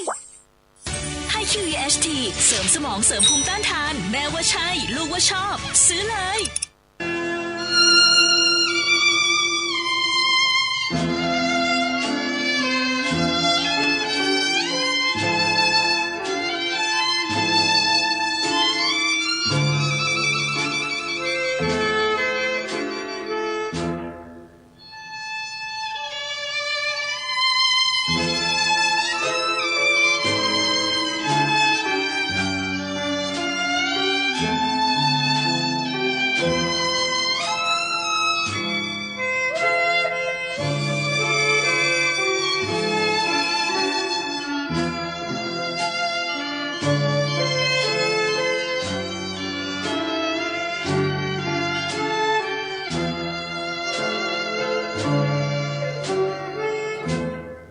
รักหนึ่งฝังใจซึ้งสลักสวงในพี่สุดอะไรถ่ายทอนจากเสียงกระซิบจากเสียงอ่อซอจากเสียงออดอ่อนจากแขนที่เคยนุ่นนอนครั้งก่อนยังจำฝังใจรักหนึ่งฝังสวงเห็นภาพลวงหลอนตาไม่ว่าจะมองแห่งไหนแววเสียงกระซิบแววคำว่ารักได้ยินรำไปเราร้อนดังสวงสุมไฟนี่อีกเมื่อใดจะหวนคืนมาวันคืนฟื้นใจทอดทอนหลับตานอนฝันเห็นดวงนาฟังจิตตรึงตราทุกวันนำพาหัวอกที่ตรงรักฝากฝังใจหวนคิดไปถึงคราวที่เราเคยได้ชื่นชมจากเสียงกระซิบจากเสียงอ่อซอจากรักรื่นรมจากกลิ่นนวลปรางเส้นผมดังผมรักฟังดวงใจ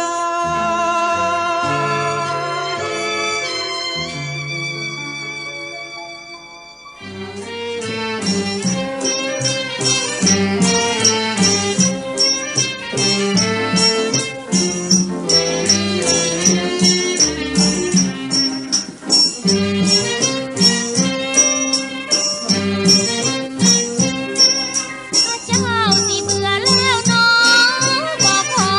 ชายคนต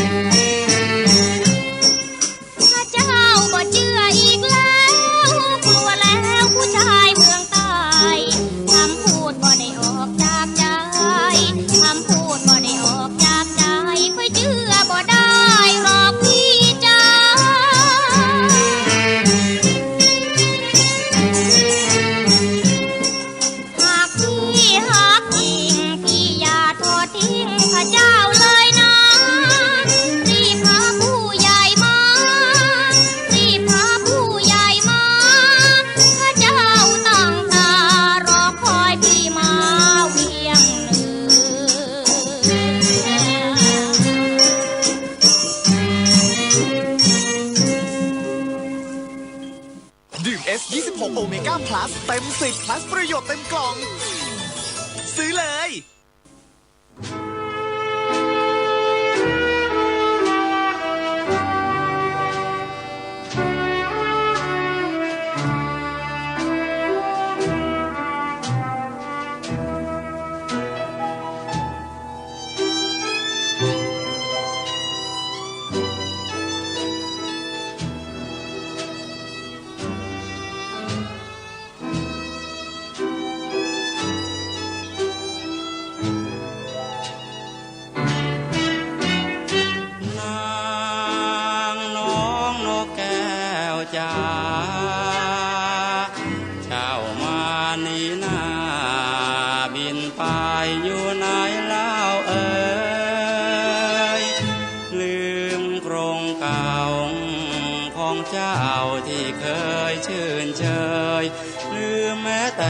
คนเลี้ยงเจ้าเล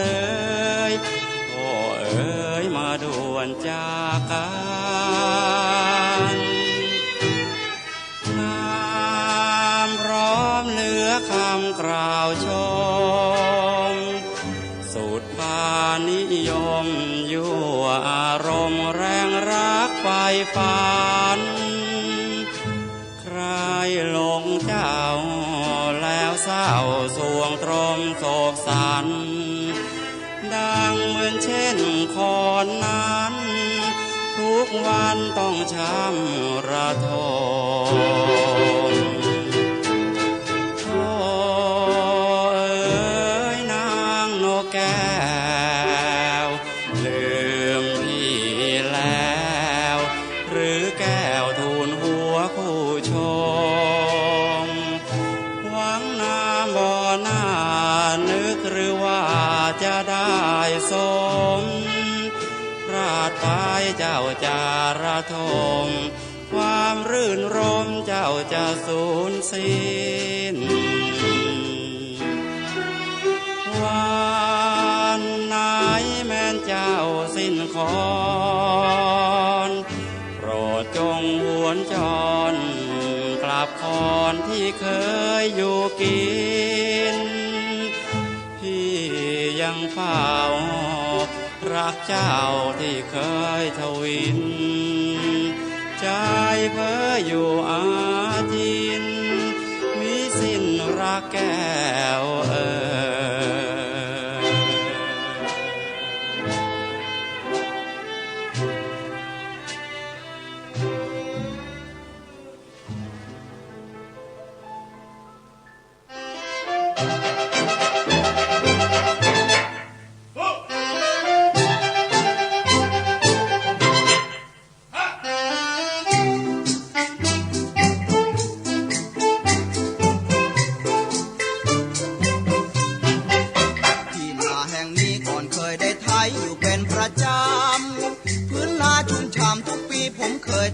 ไม่นาย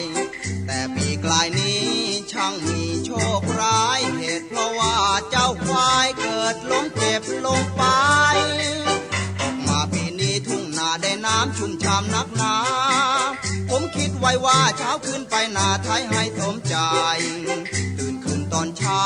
เจ้าควายหายไปไม่รู้ว่าผู้ใดแอบต้อนไปตอนกลางคืนชัดใครวะขโมยควายไปชวนคิดแค้นเป็นฟืนไฟผมไม่อาจเกินชัดใครลักรีบเอามาคืนถ้ารู้ตัวเป็นโดนปืนรีบคืนเร็วไว้พวกหนังสือพิมพ์ช่วยลงข่าวที่ว่าควายตาสาขโมยใจกล้าลักไปแล้วยังมีคืนมาให้ช่วยลงแจ้งความข่าวด่วนเร็วไว้ให้รีบคืนควายไปไม่สนใจเอาความเลย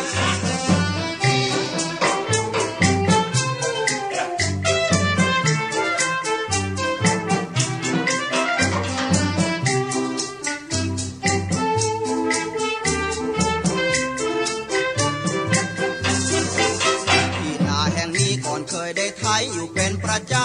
ำพื้นนาชุ่มฉ่ำทุกปีผมเคยไถทำไม่นายแต่ปีกลายนี้ช่างมี โชคร้ายเหตุเพราะว่าเจ้าควายเกิดล้มเจ็บลงไปตกมาปีนี้ทุ่งนาได้น้ำชุ่มฉ่ำนักหนาผมคิดไว้ว่าเช้าขึ้นไปนาไทยให้สมใจตื่นขึ้นตอนเช้า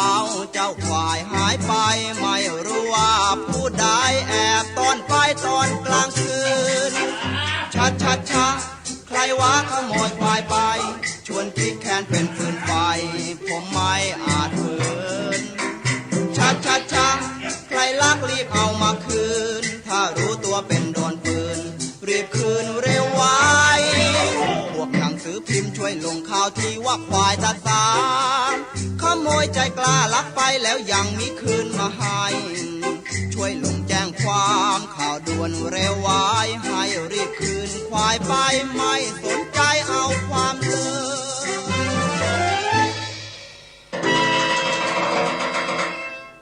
บิดชิมครีมโอริโอชีสสึอร่อยฟินเต็มรสครีมชีสจัดเลย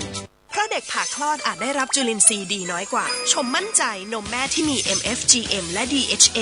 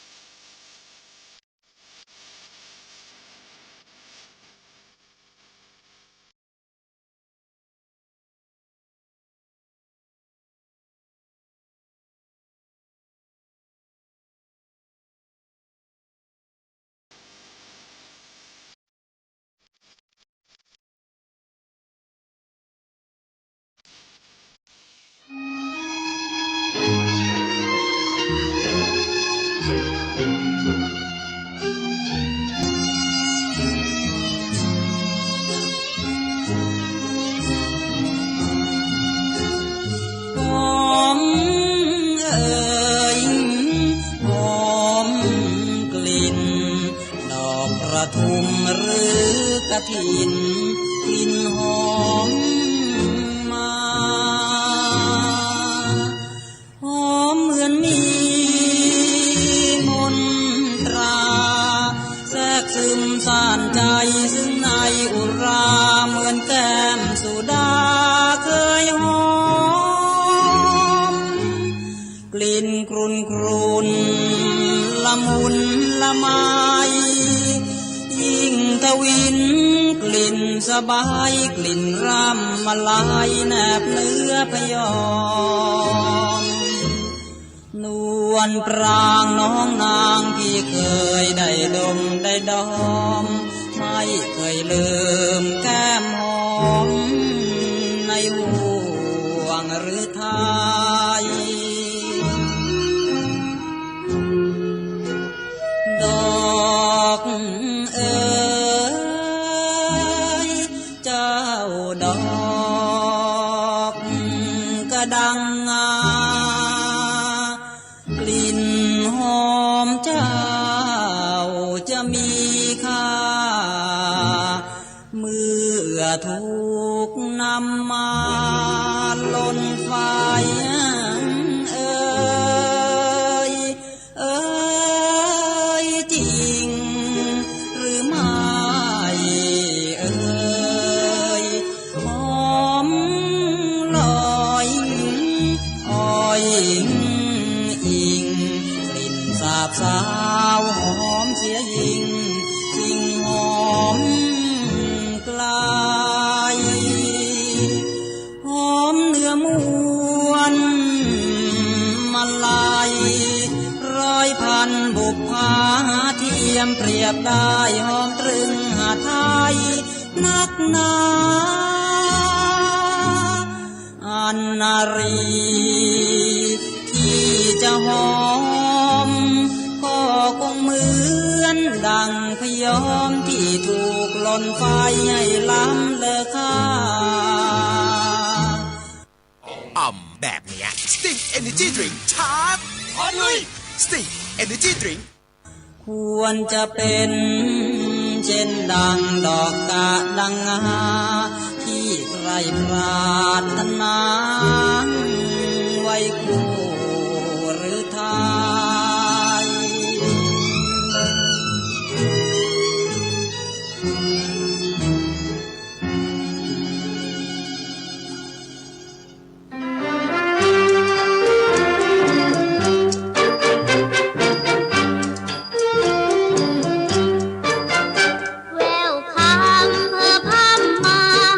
น้องฟังวาจาแล้วพาหม่นหมอ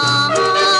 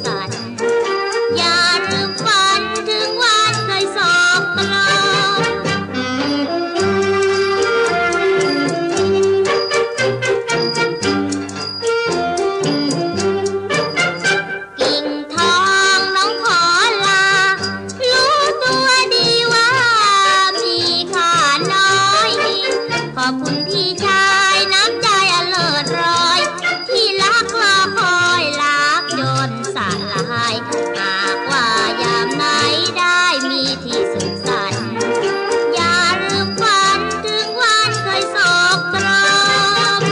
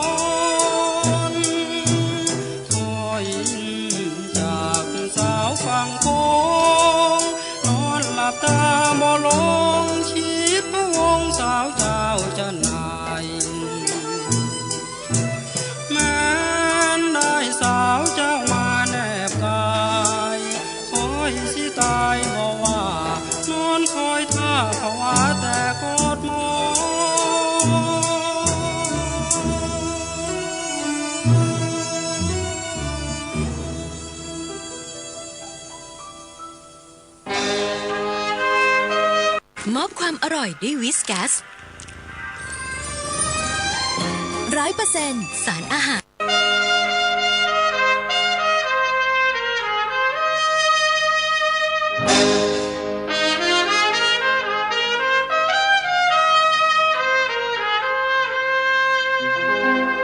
ทุ่งทองนาเป็นแด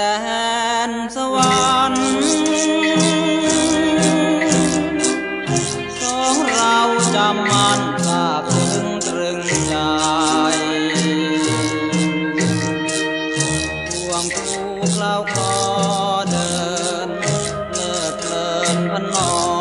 ไปตื่นตันวันไหวเกินเอ่ยว่าจีอ่านหัวใจจากตาก็รู้แววรักท่วมคนเรืออย่าคลายมัดลายไปอย่าคลายแม้นาทีอย่าให้พี่นี้เฝ้าแต่ตรมใจที่ยัง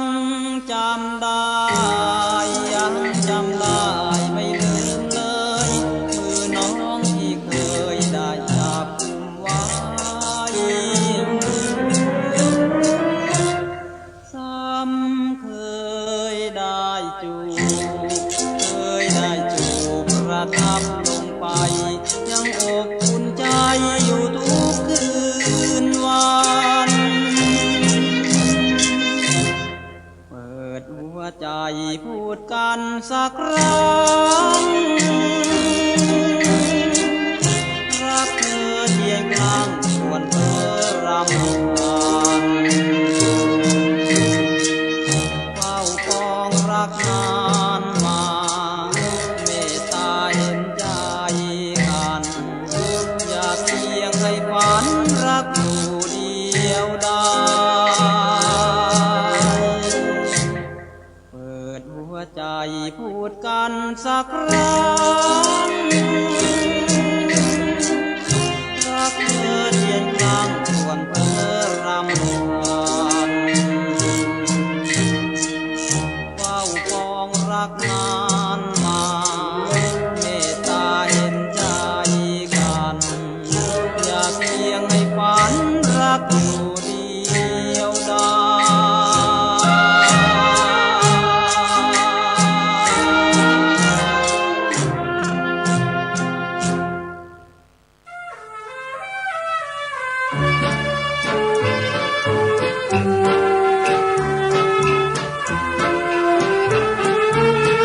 มารักกันเนาะกอดคอกันไว้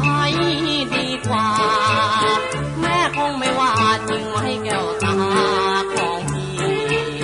เพราะต่างรวมรักรวมใจหมดเรื่องมากไปไม่ดีผิดหลักเป็นเฮียหรือพูดทีหลังเรื่องรักสู่ขอก็พอจะขอได้ดอกเข้าตรงตามตรอกยอกย้อนเกินไปร้อยช่างขอผูกข้อไม้ข้อมือร่วมกันมันออมสตังค์เรียบร้อยแล้วยังเหลือเงินปลูกเรือน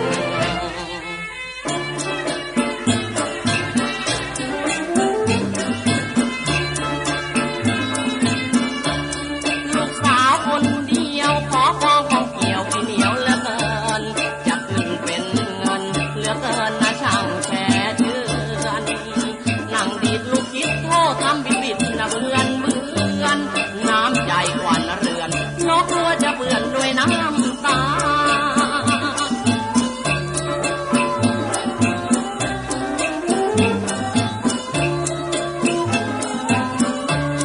สะเดากลางนอนพึ่งแตกไปอ่อนเป็นพุ่มเป็นพวงแม้นถึงลงลวงน้องจะโรยลวงราคา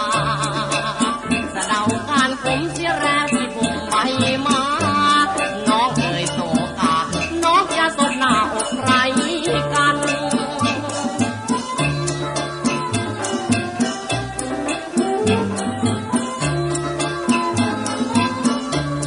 ฝรั่งข้างรั้วจะสุขข้าผัวไว้คอยใครอีก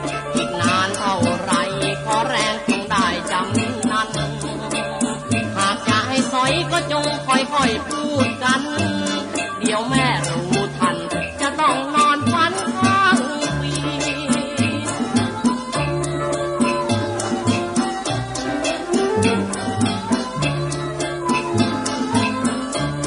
แม่ผัวแรกบ้านอย่าให้คอยนานนักนั่นว่าน้องเรือล่มในหนองแล้วทองคงไม่นายนี้ช่วยบอกแม่นะเชื่อใจแล้วจะได้ดีเรือล่มทั้งทีก็อย่าให้มีใครงง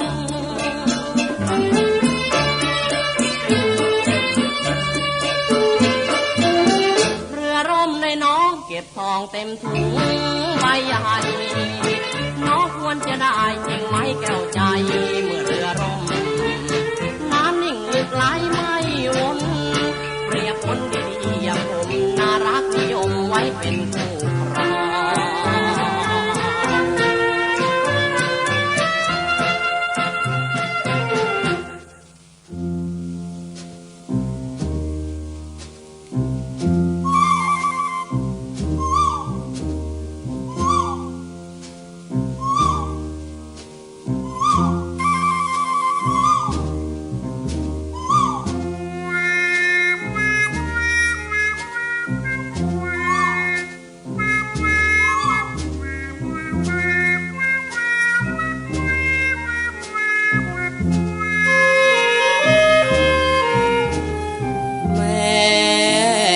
ชะบา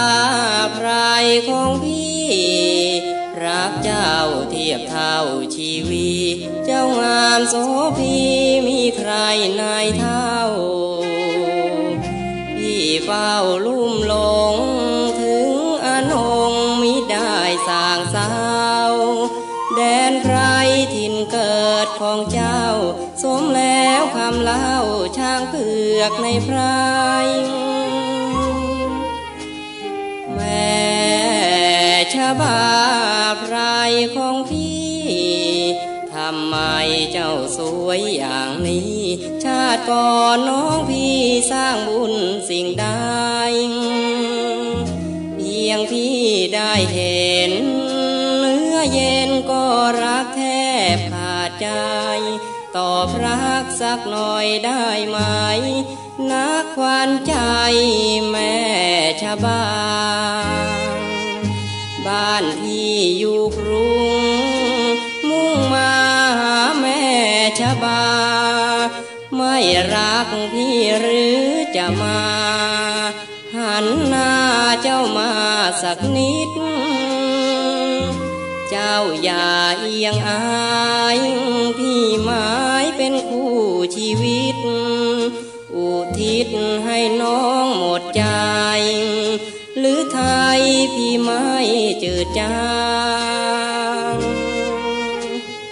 แม่ชะบาไพรของพี่เจ้าอย่าห้ามความภักดีที่ตัวของพี่มอบให้กับนางโปรดเชื่อเถิดนาพี่รักควันตาไม่จืดจางขอพี่จุมพิษน้องนางที่สองปรางของแม่ชะบา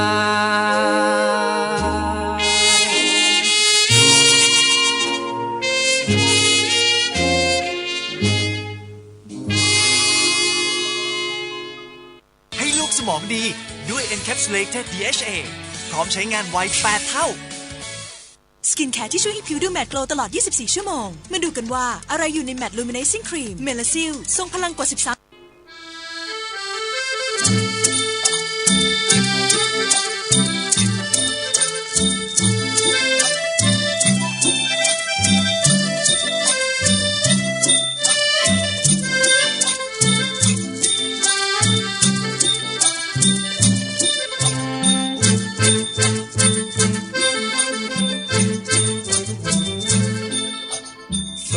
เสียจริงแม่คุณเหลือเกินที่ได้เจอสวยอะไรอย่างนี้พี่นอนถึงกับละเมอคอแม่กลมตาแม่คมจริงนะเธอจะเธอมีคู่หรือยัง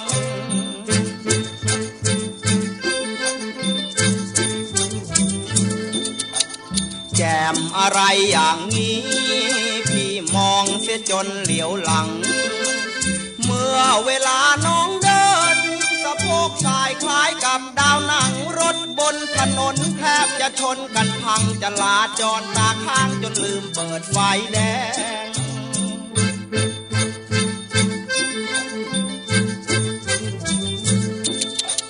สวยเสียจริงหน้ามนที่ตามเสียจนเหนื่อยแรงตั้งแต่พาหุรัต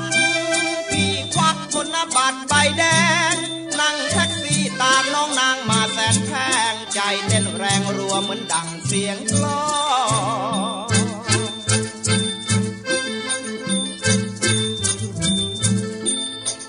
แจ่มอะไรอย่างนี้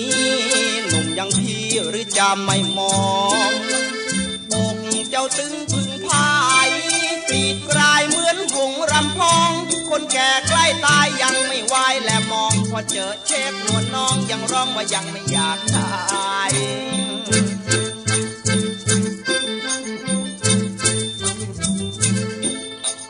สวยเสียจริงหน้ามนที่ตามเสียจนเหนื่อยแรงตั้งแต่พาหุรัตพี่ควักธนบัตรใบแดงนั่งแท็กซี่ตามน้องนางมาแสนแพงใจเต้นแรงรัวเหมือนดังเสียงกลอง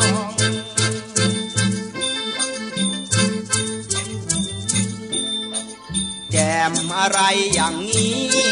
หนุ่มอย่างพี่หรือจะไม่มองอกเจ้าตึงพึงพาย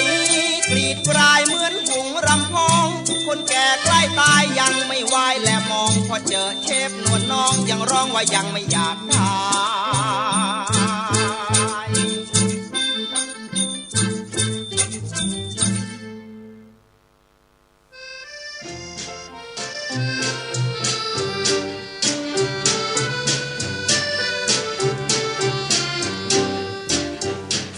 ระกำช้ำตรมระทมอุราหนีเมียจากมาด้วยระอาแม่ยายเราเป็นเคยถูกแม่ช้างดังเป็นควายอกลูกผู้ชายแสนอายามอาภาพับยากจนแม่ยายเราเช้าเมาเย็นเมาอกเอ่ยซ้ำยังไม่เคยจะทำบุญสักคนอบายมุขเข้าคลุกในดวงกมลไม่มีมงคลเหลือทนเหลือทานร้านเราหมดตัวอกเราเอ่ยแสนอายแม่ยายประจานยุเมียให้ผ่านด่าประจานญาติผัวลูกสาวเฉยกลับคิดเลยว่าไม่กลัวกลับด่าทูลหัวรักผัวทนอยู่ผัวรู้จิตใจที่ชวนน้องหนีมาประสายากจนน้องยังสู้ทนกะตันอยู่ไปแม่กับผัวแม่ของตัวผัวขอไกลเจ้าตัดสินใจทิ้งไปบนความรู้คุณแม่เธอ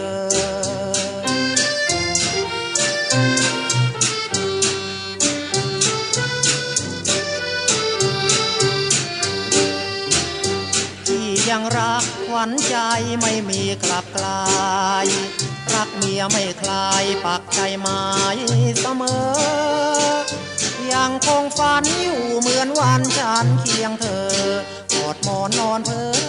ละเมอว่ากอดนวลน้องแนบนอนตื่นเพราะว่าน้องเอ๋ยวิโยกโศกใจน้ำตาพี่ไหลคร่ำครวญหาอาวรพี่ยังรักปักซึ้งใจในบางอ่อนพี่จากเมียจรน้องเอ๋ยอาวรทุกลมหายใจโอ้แม่ยายสากลเคยจนไม่ดีรักเคยมั่งมีประเพณีอะไรโลภปนหลงไม่คิดปลงยามสิ้นใจไม่ว่าใครๆพ้นตายเมื่อไรจนหรือมั่งมีก่อนเป็นเคยคิดมีเมียแอบตายคัดเลือกแม่ยายที่ไม่หมายภาษีเป็นลูกเคยต้องหาแต่แม่ยายดีแม่ยายผมนี้ขอลากันที่เคยจนจากลา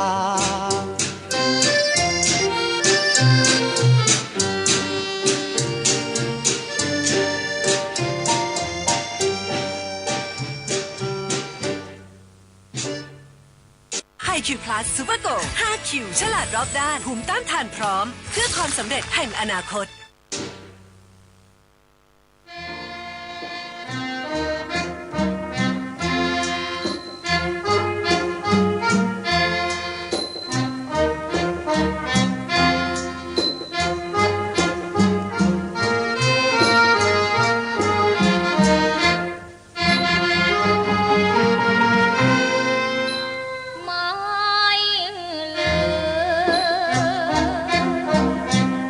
ไม่ลื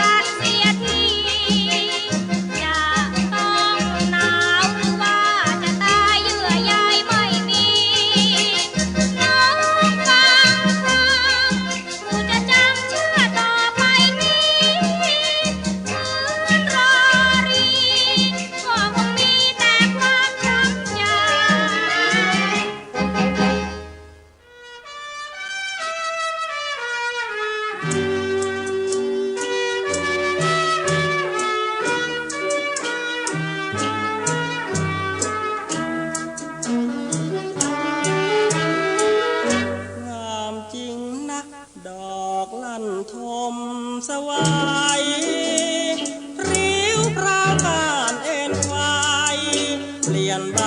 ดอกขาวชูช่อ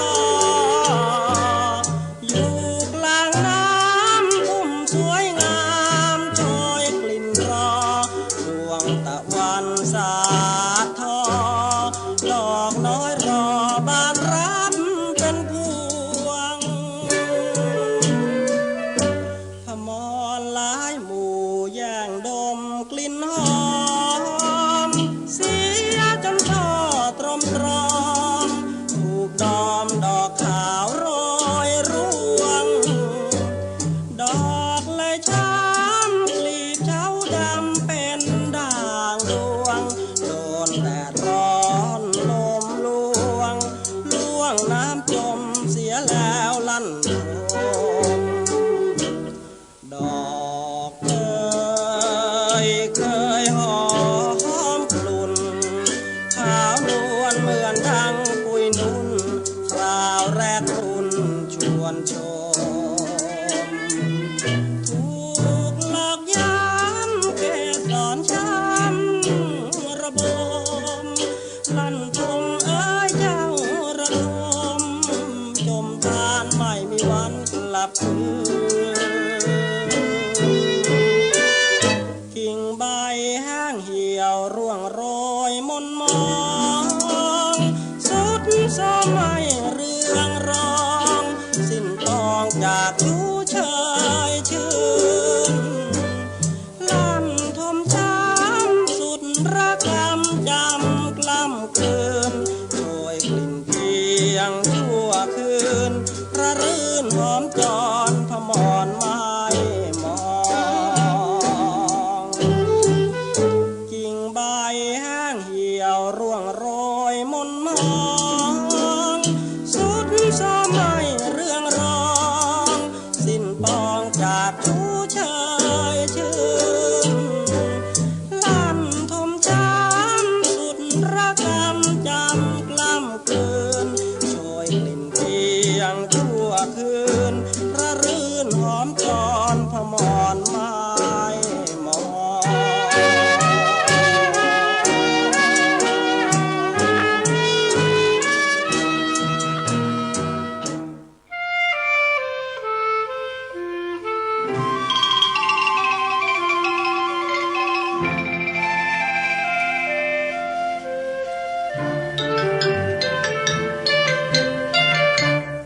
ด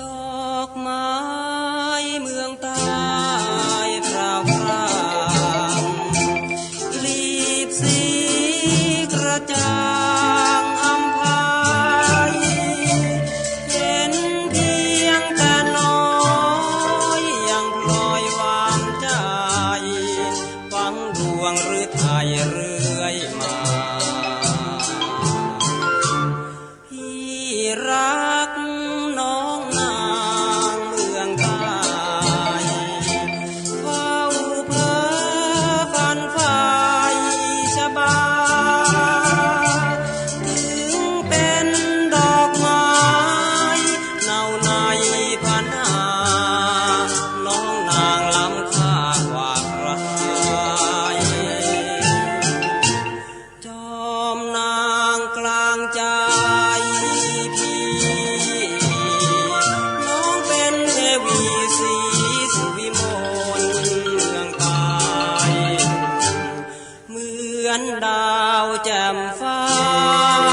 นภาสดใสจิตใจพี่คง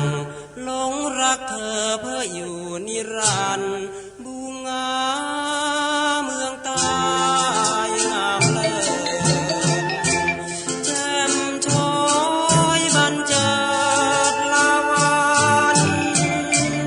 สวมชุดสารีคืนมีแสงจันทร์ที่ยังไหวหวานตื่นตา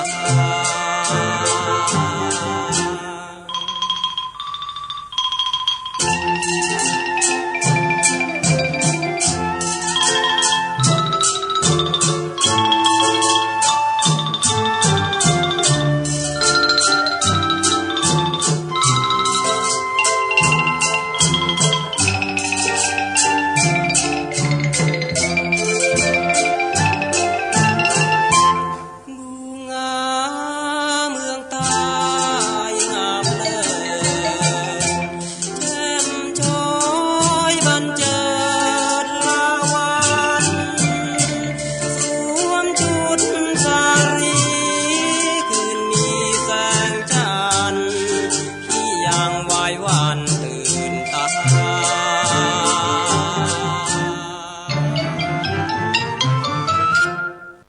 เสริมสมองมีสารอาหารดีๆเยอะเสริมพัฒนาการสมองต้องดูเม็กซ์ดูโกร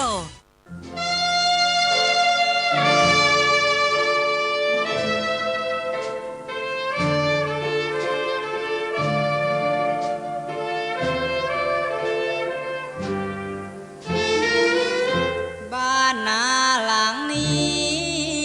มีอดีตรักแสนเศร้าความรักเอ่ยก่อนเก่าตรึงใจเรา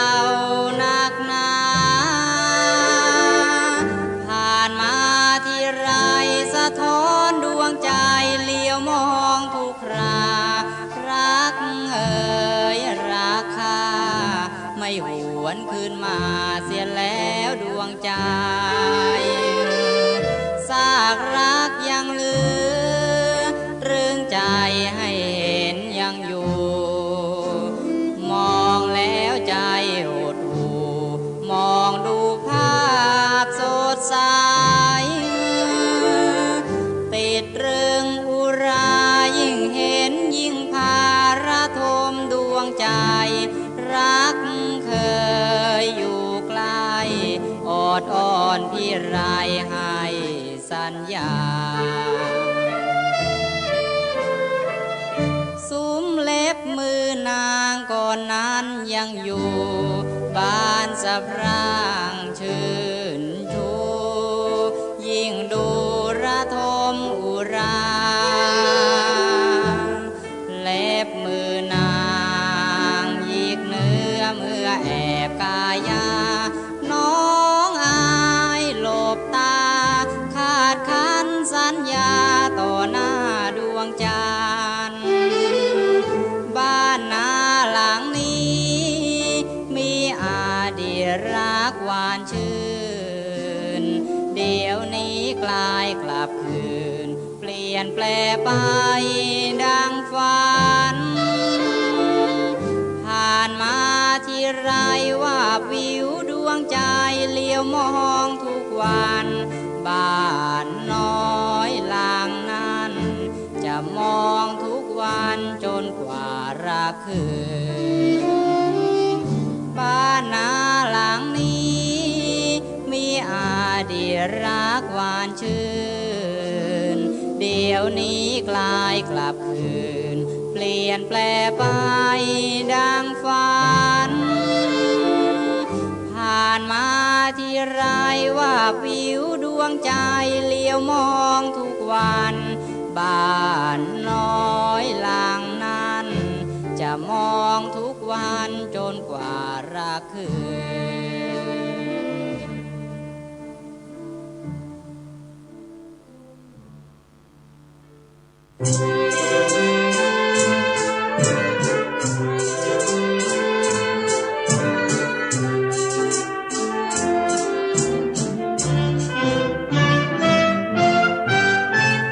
รักยังหลงพะวงพะวางยังนึกยังหวังไปเพียงลมรักเธอหลงเธอละเมอชื่นชมไร้บุญสร้างสมทำตรมเฝ้าคอยฝันฝ่ายยังรักยังหลงอนงเนื้อนวลยังคิดยังหวนรันจวนในใจรักเธอหลงเธอละเมอคลั่งไคล้แม้ยามหลับไหลฝันไปว่าเธอเมตตาแม้เพียงแต่ฝันยังเพลินพิร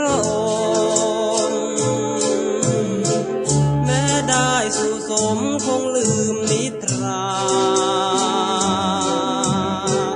หลงนอนกอดหมอนอวรทุกครา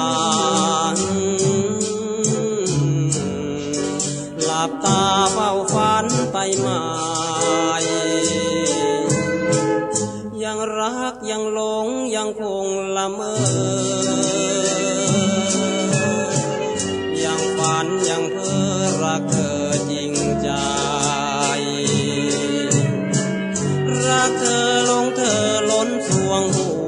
ใยรักจนหมดใจแม่ยามหลับไหลฝ่ายฝัน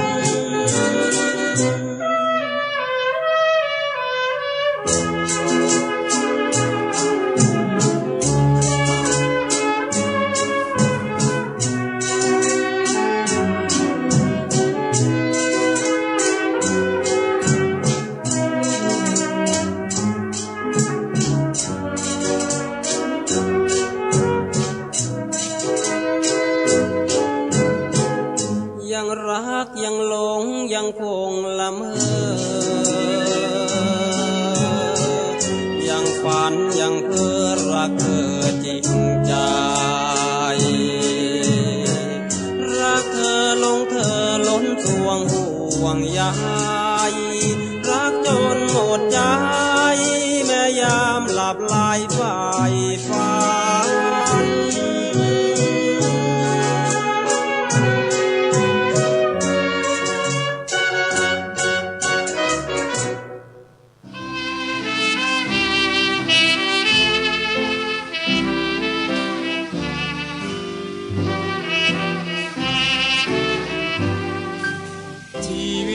แสนเศร้ามืดมนผู้คนเขาไกลไม่อยากสร้างคมดังร่างกายเราโสมมต้องจมทุกทนแต่เกิดกายพ่อแม่ตายไร้คนเขาเมตตาเป็นกำพร้าพาให้ต้องอาบอายเสียทีที่เกิดเป็นชายเหมือนมีเพียงกายไร้ความหมายสิ้นดี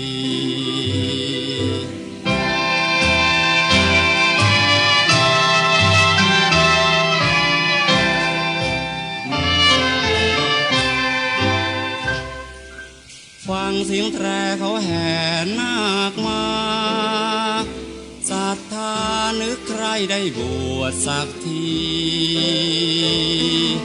คนบวชให้ไม่เห็นมีเศรษฐีเขากลัวจะยุ่งใจบวชให้แล้วเกรงจะกลับกลายเป็นคนร้ายหนีมาบวชซ่อนตนต้องทนทุกข์กลับอาบจนเหมือนคนชั่วโชดร้ายทั้งโบสถ์และบุญ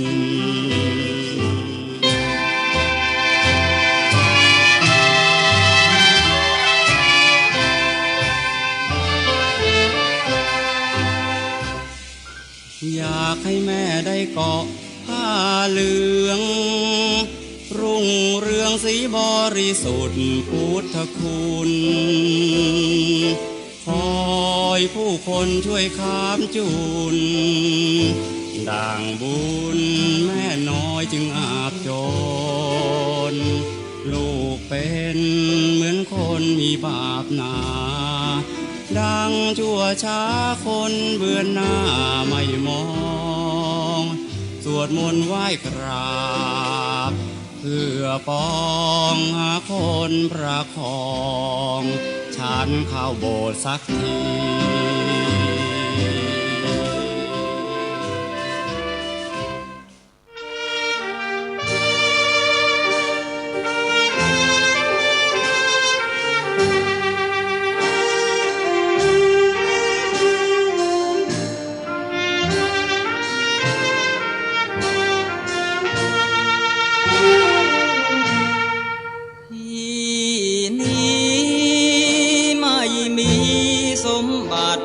สถานที่จะบันดาลวิมานห้องหอ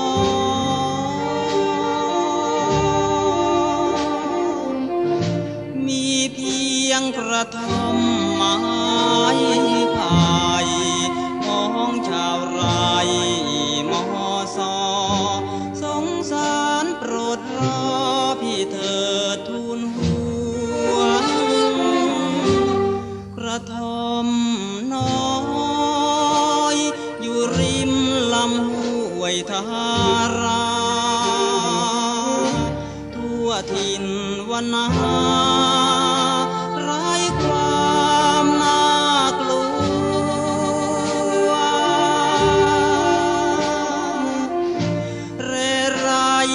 ำเรียงเสียงก้องแสงจันทร์ส่องสลัวน้องรักอย่ากลัวว่าจะคืนคมไม่มีบันไดจะไต่ขึ้นไปสู่สวนสวรรค์เรียบกระต่ายไม้จันทร์สุดทางรักมันได้แต่ระทมถ้ามีปีกบินเหมือนนกที่จะพินพกลอยลมว่าน้องมาชมให้สมอุราเป็นดอกฟ้าอยู่กลางสวงพี่ได้ไหมจะมอบดวงใจ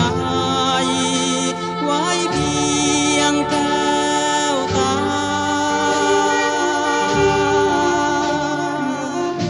เอ็นดูพี่เธอสายใจขอจงได้เมตตาแม่น้องศรัทธาจงอย่าเดียดฉัน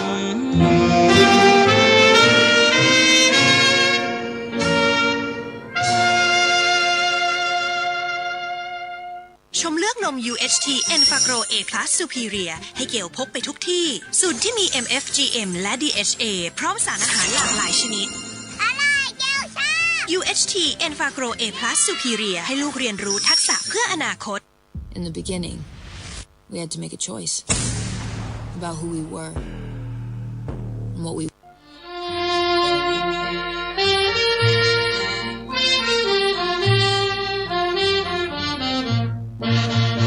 ดัชนี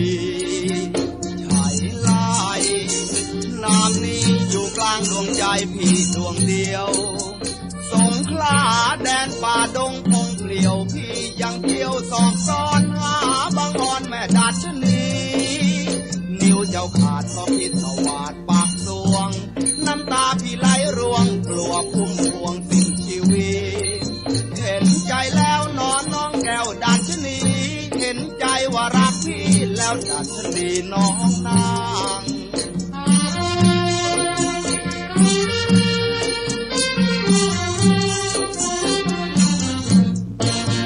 ดัชนีชายลาย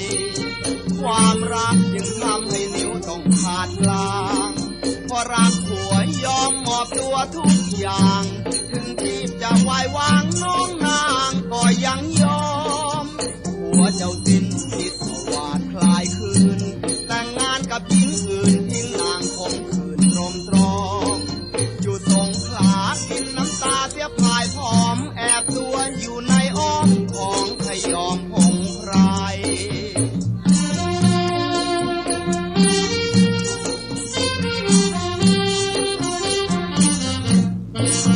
ดัชนี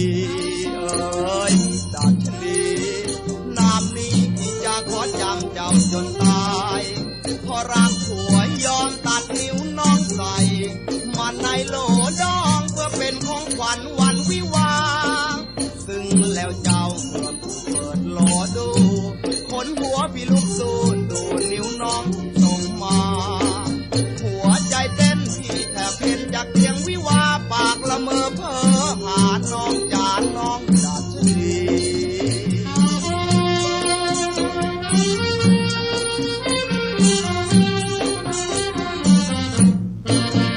ดัชนีเอ๋ยดัชนีนามนี้พี่จะขอจำเจ้าจนตายเพราะรักผัวยอมตัดนิ้วน้องใส่มาในโหลดองเพื่อเป็นของขวัญวันวิวาห์ซึ่งแล้วเจ้าเมื่อเปิดโหลดูขนหัวพี่ลุกสู้ดูนิ้วน้องที่ส่งมาหัวใจเต้นที่แทบเห็นจากเสียงวิวาปากละเมอเพ้อหาน้องจานน้องดัชนีดัชนีดัชนีดัชนีชายลายดัชนี ไล่ดัชนีชายไล่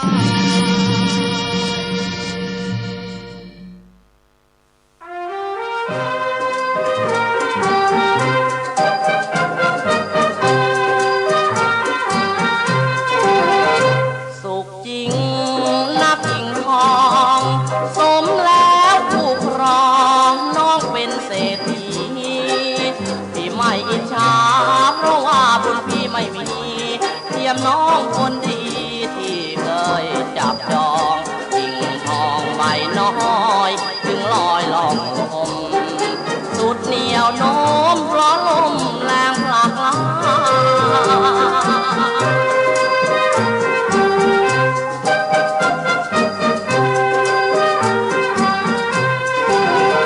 ได้ยิน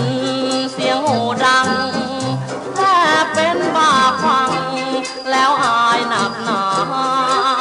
ยิ่งผู้บ่าวสาวเขาควงเคียงคู่มาเห็นน้ำสังวาน้ำตาพี่หลั่งรินได้ยินได้รู้เห็นจริงกับตาหมดวาสนาเพราะว่าพี่ขาดเงิน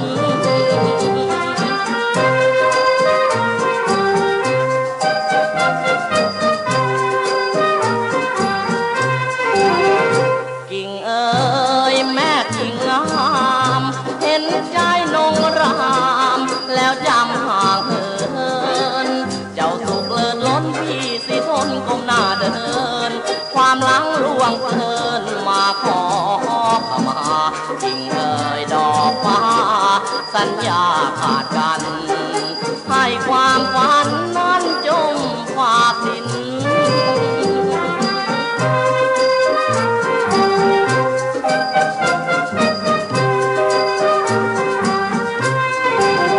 ได้เอ่ยเพียงเสียงแผ่วลาเห็นรอยดวงหน้าแล้วพา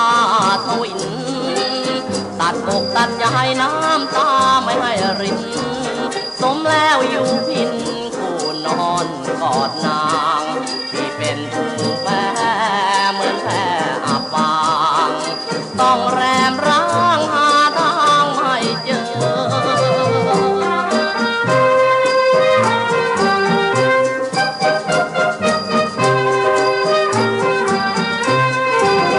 ได้เอ่ยเพียงเสียงแผ่วลาเห็นรอยดวงหน้าแล้วพาทวินตัดอกตัดใจน้ำตาไม่ให้รินสมแล้วอยู่พินคู่นอนกอดนางที่เป็นผู้แพ้เหมือนแพ้อับปางต้องแรมร้างหาทางไม่เจอ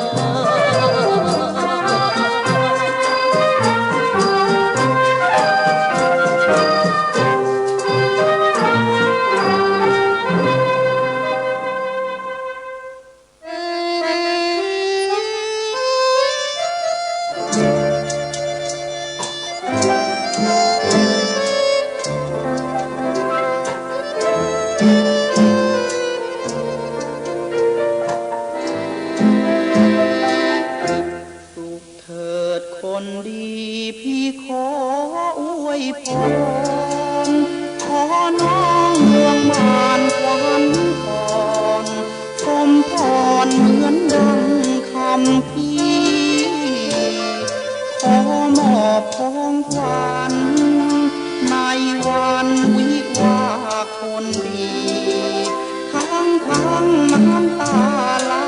ปลียินดียิ้มทั้งน้ำตาที่สุดดีใจ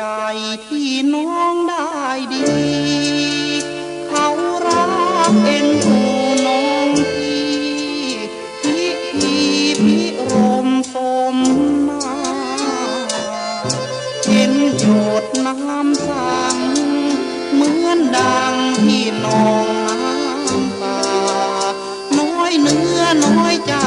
เพราะว่ารอมานั้นเสียแรงรอขอให้อนงน้องจงสุขีสุขี สุขสมหรือดีกับผู้ชีวิตเศรษฐีรูปหล่อขอให้เขารักเลี้ยงดูน้องนานเถิดหนอพี่จนบุญน้อยไม่พอจึงขอหลีกทางร้างไกลสุขเถิดคนดีพี่นี้มันจนถึงช้ำระกำมองมนฟื้นทนเพราะจนน้อยนาคงต้องคู่หงกาคงคู่เคียงเทียงกาชาตินี้พี่บุญน้อยกว่าเป็นการนั้นต้องเทียมทน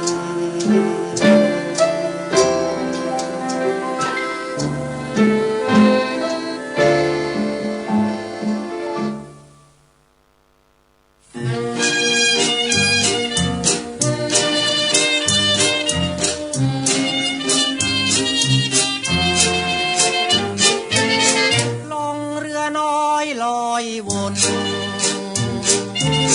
ในสายชนห้วยละหานมีทั้งบัวตูมบัวบานดอกใบไว้ก้านงามตาเมื่อลมพัดมาชื่นใจพึ่งตอมหอมดินดมกลิ่นตัวซ่อนตัวรำพันฝันไป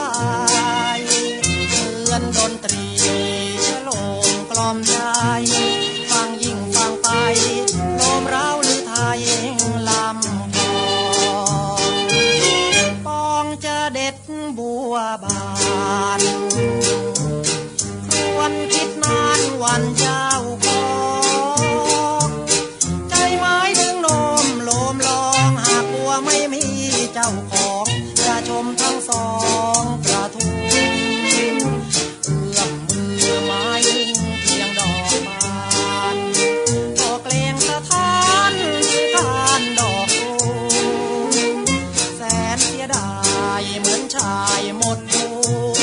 จะเด็ดดอกตูมยังนึกเสียดายดอกบานเรือเร็วไปหน่อยคอยชวนบัวหอมชวนอกสะท้านงามทั้งบัวตูมบัวบานเทพไทยทุกแดนพิมานประทานสมดังตั้งใจเอื้อมมือไม้ดึงดอกตูมก่อนดอกบานก็ค้อนแสนงอนไปใหญ่จะเด็ดดอกบานดอกตูมก็สั่นแกว่งไฟจะเด็ดดอกไหนกันหนอบัวตูมบัวบาน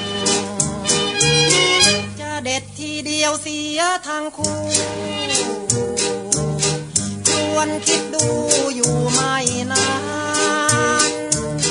พอดอกตูมแย้มตระการดอกบานก็คงแห้งโหยกลีบลาร่วงโรยหน้าชังต้องลาแล้วหนอบัวช่องามบาปเคราะห์ระก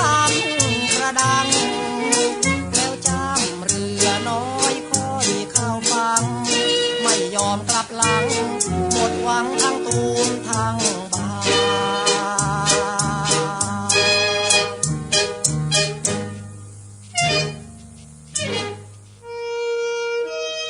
ช่วยต้านกลิ่นอับดับกลิ่นเนื้อลูกผ้าเมื่อไหร่ก็หอมนานดาวนี้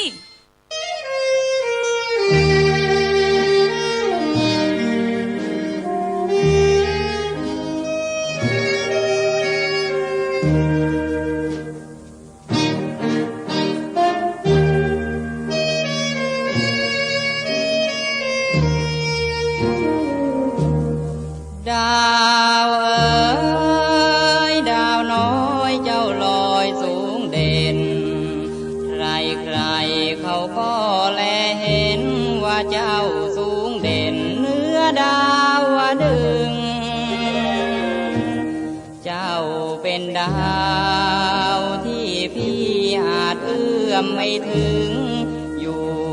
เหนือดาวดึงพี่จึงได้แต่แลมองดาวเอ๋ยก่อนนั้นเจ้าอย่างไรข้างใครๆก็ไม่นำพาไม่เลิศเลอกว่าแสงดาวเรืองรองเจ้าสกาวจึงมีคนเฝ้าคอยปองเด่นเหมือนดาวทองสักวันจะมองวิญญาณก่อนนั้นเจ้าคิดถึงบ้างหรือเปล่าก่อนที่จะมาเป็นดาวใครเขาส่งเจ้าเข้ามาเฝ้าอุ้มชูจนเจ้าได้เป็นดารามีแสงมีค่าพอได้เวลาก็เคลื่อนคล้อยดาวเอ๋ยอย่าหาว่าพี่ทิ้งเจ้าวันใดเจ้าปวดรู้ร้าวตัวพี่จะเฝ้าเงนคอรอคอยเฝ้ารอซับน้ำตาดาวที่ร่างย้อยหากแม้ดาวลอยใช่ลอยจากฟ้าลับไป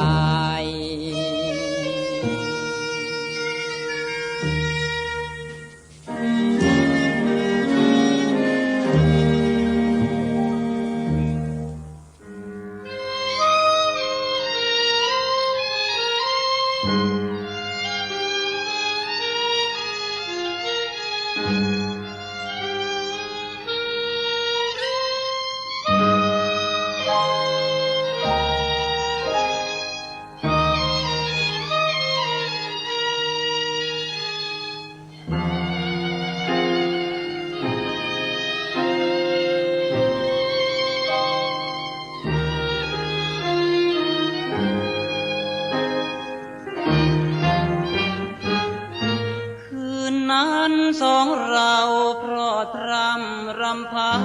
นต่อหน้าดวงจันทร์คล้ายเป็นพยานให้รู้พี่คือโซ่ทองคล้องใจเจ้ายอดพระทูน้องเองก็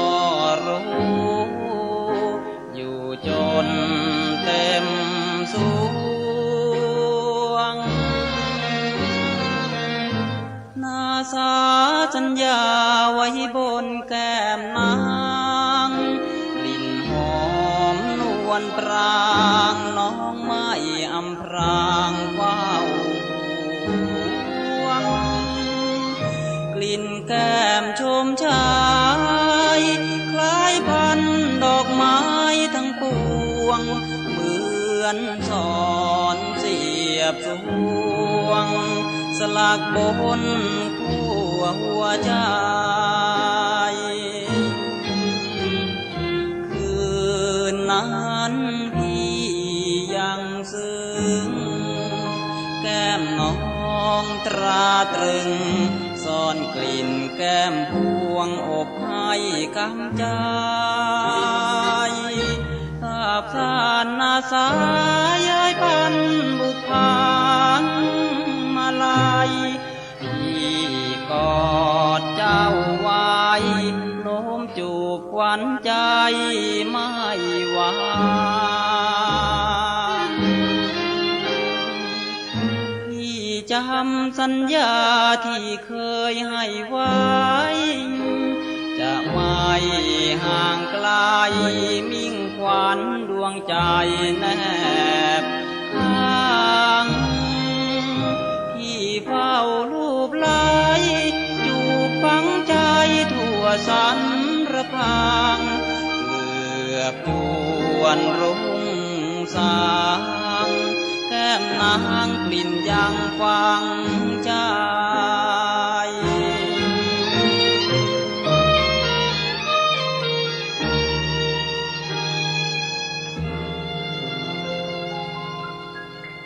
มอบความอร่อยด้วยวิสแกส 100% สารอาหารครบถ้วนสมดุลให้จุงเหมียวสุขภาพ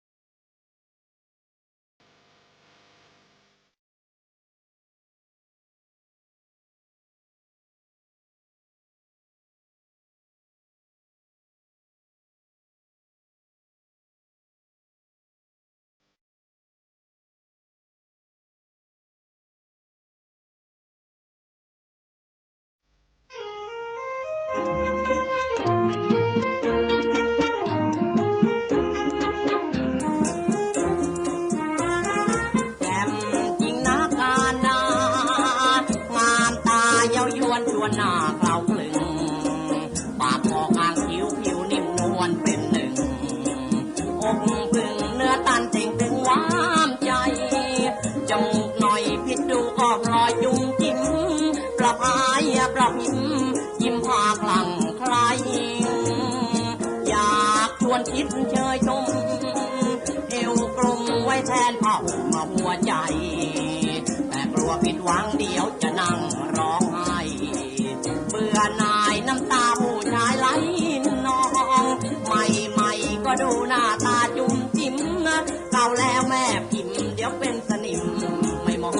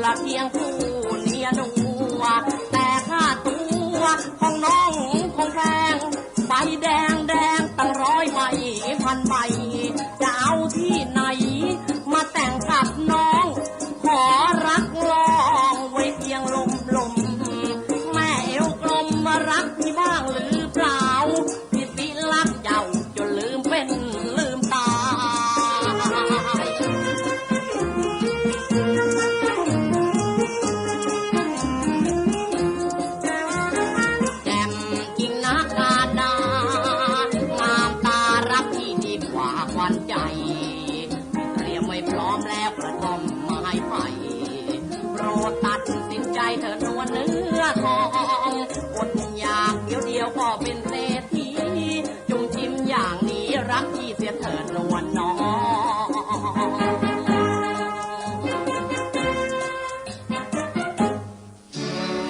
ไฮคิวซุปเปอร์โกลด์พลัส4ช่วยเสริมภูมิต้านทานให้เด็กผ่าคลอดถึง6 เท่าช่างรายเรือช่างรายเรือ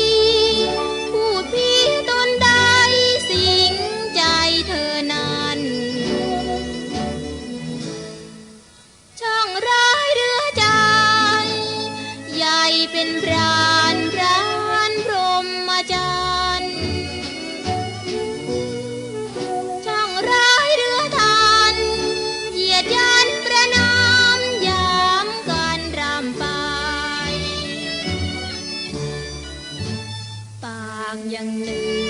งใจอย่างหนึ่งสู้จะยังถึงได้คำจากปากหากผิดจากใจใจฉันมองมนช่างร้ายเหลือเกิ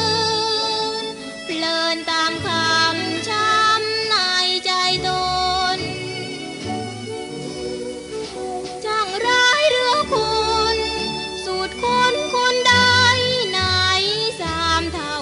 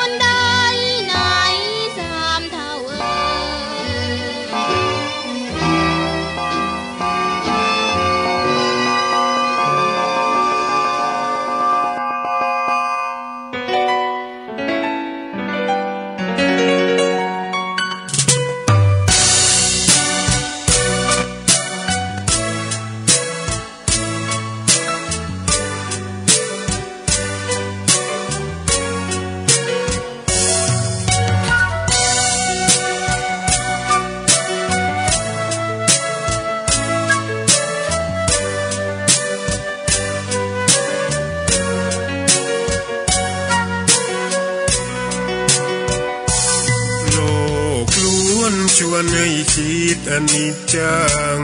ทุกสิ่งไม่ยั่งยืนจีรังย่อมผุพังตามกาลเวลาจะฝืนให้ยั่งยืนจนสิ้นโลกาอย่าได้หวังดังปรารถนาองค์พระพุทธาท่านตรัสสอนไว้เกิดแล้วคงไม่แคล้วต้องชราแก่อาคราวแก่สมปัญญาทั่วภารามีถมไปเจ็บทุกข์ย่อมเวียนวนมีพ้นไกลๆสัตว์โลกล้วนรู้แน่แก่ใจเกิดแก่เจ็บตายหลีกไปไม่พ้นใครหลงคิดหลงติดอัตตา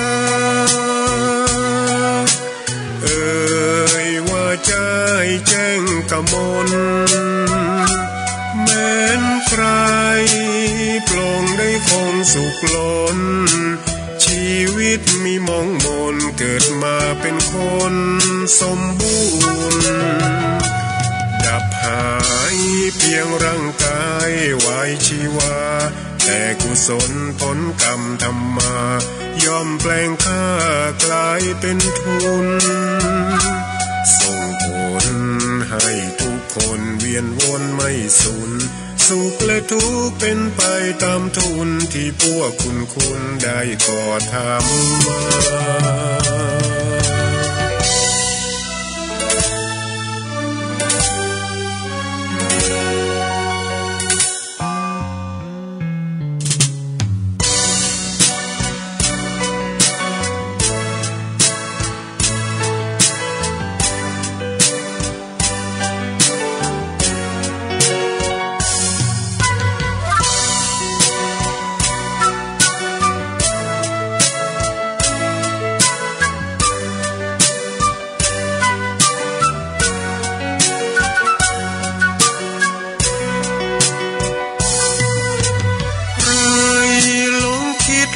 ปิดอัตตาว่าใจแจ้งกมลแม้นใครปลงได้คงสุขล้นชีวิตมีมองมนเกิดมาเป็นคนสมบูรณ์ดับหายเพียงร่างกายไว้ชีวาแต่กุศลผลกรรมทำมาย่อมแปลงค่ากลายเป็นทุนส่งผลให้ทุกคนเวียนวนไม่สูญสุขและทุกข์เป็นไปตามทุนที่พวกคุณได้ก่อทำมา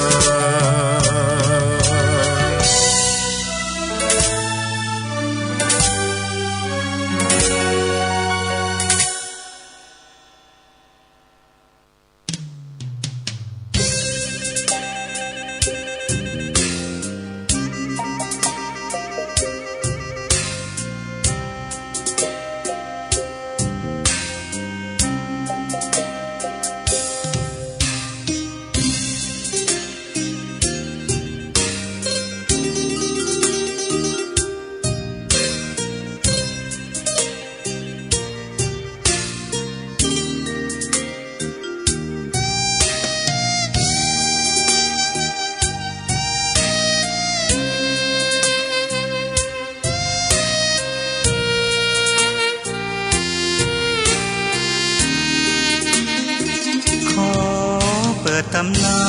น1,300 กว่าปีแม่จามเทวีสร้าง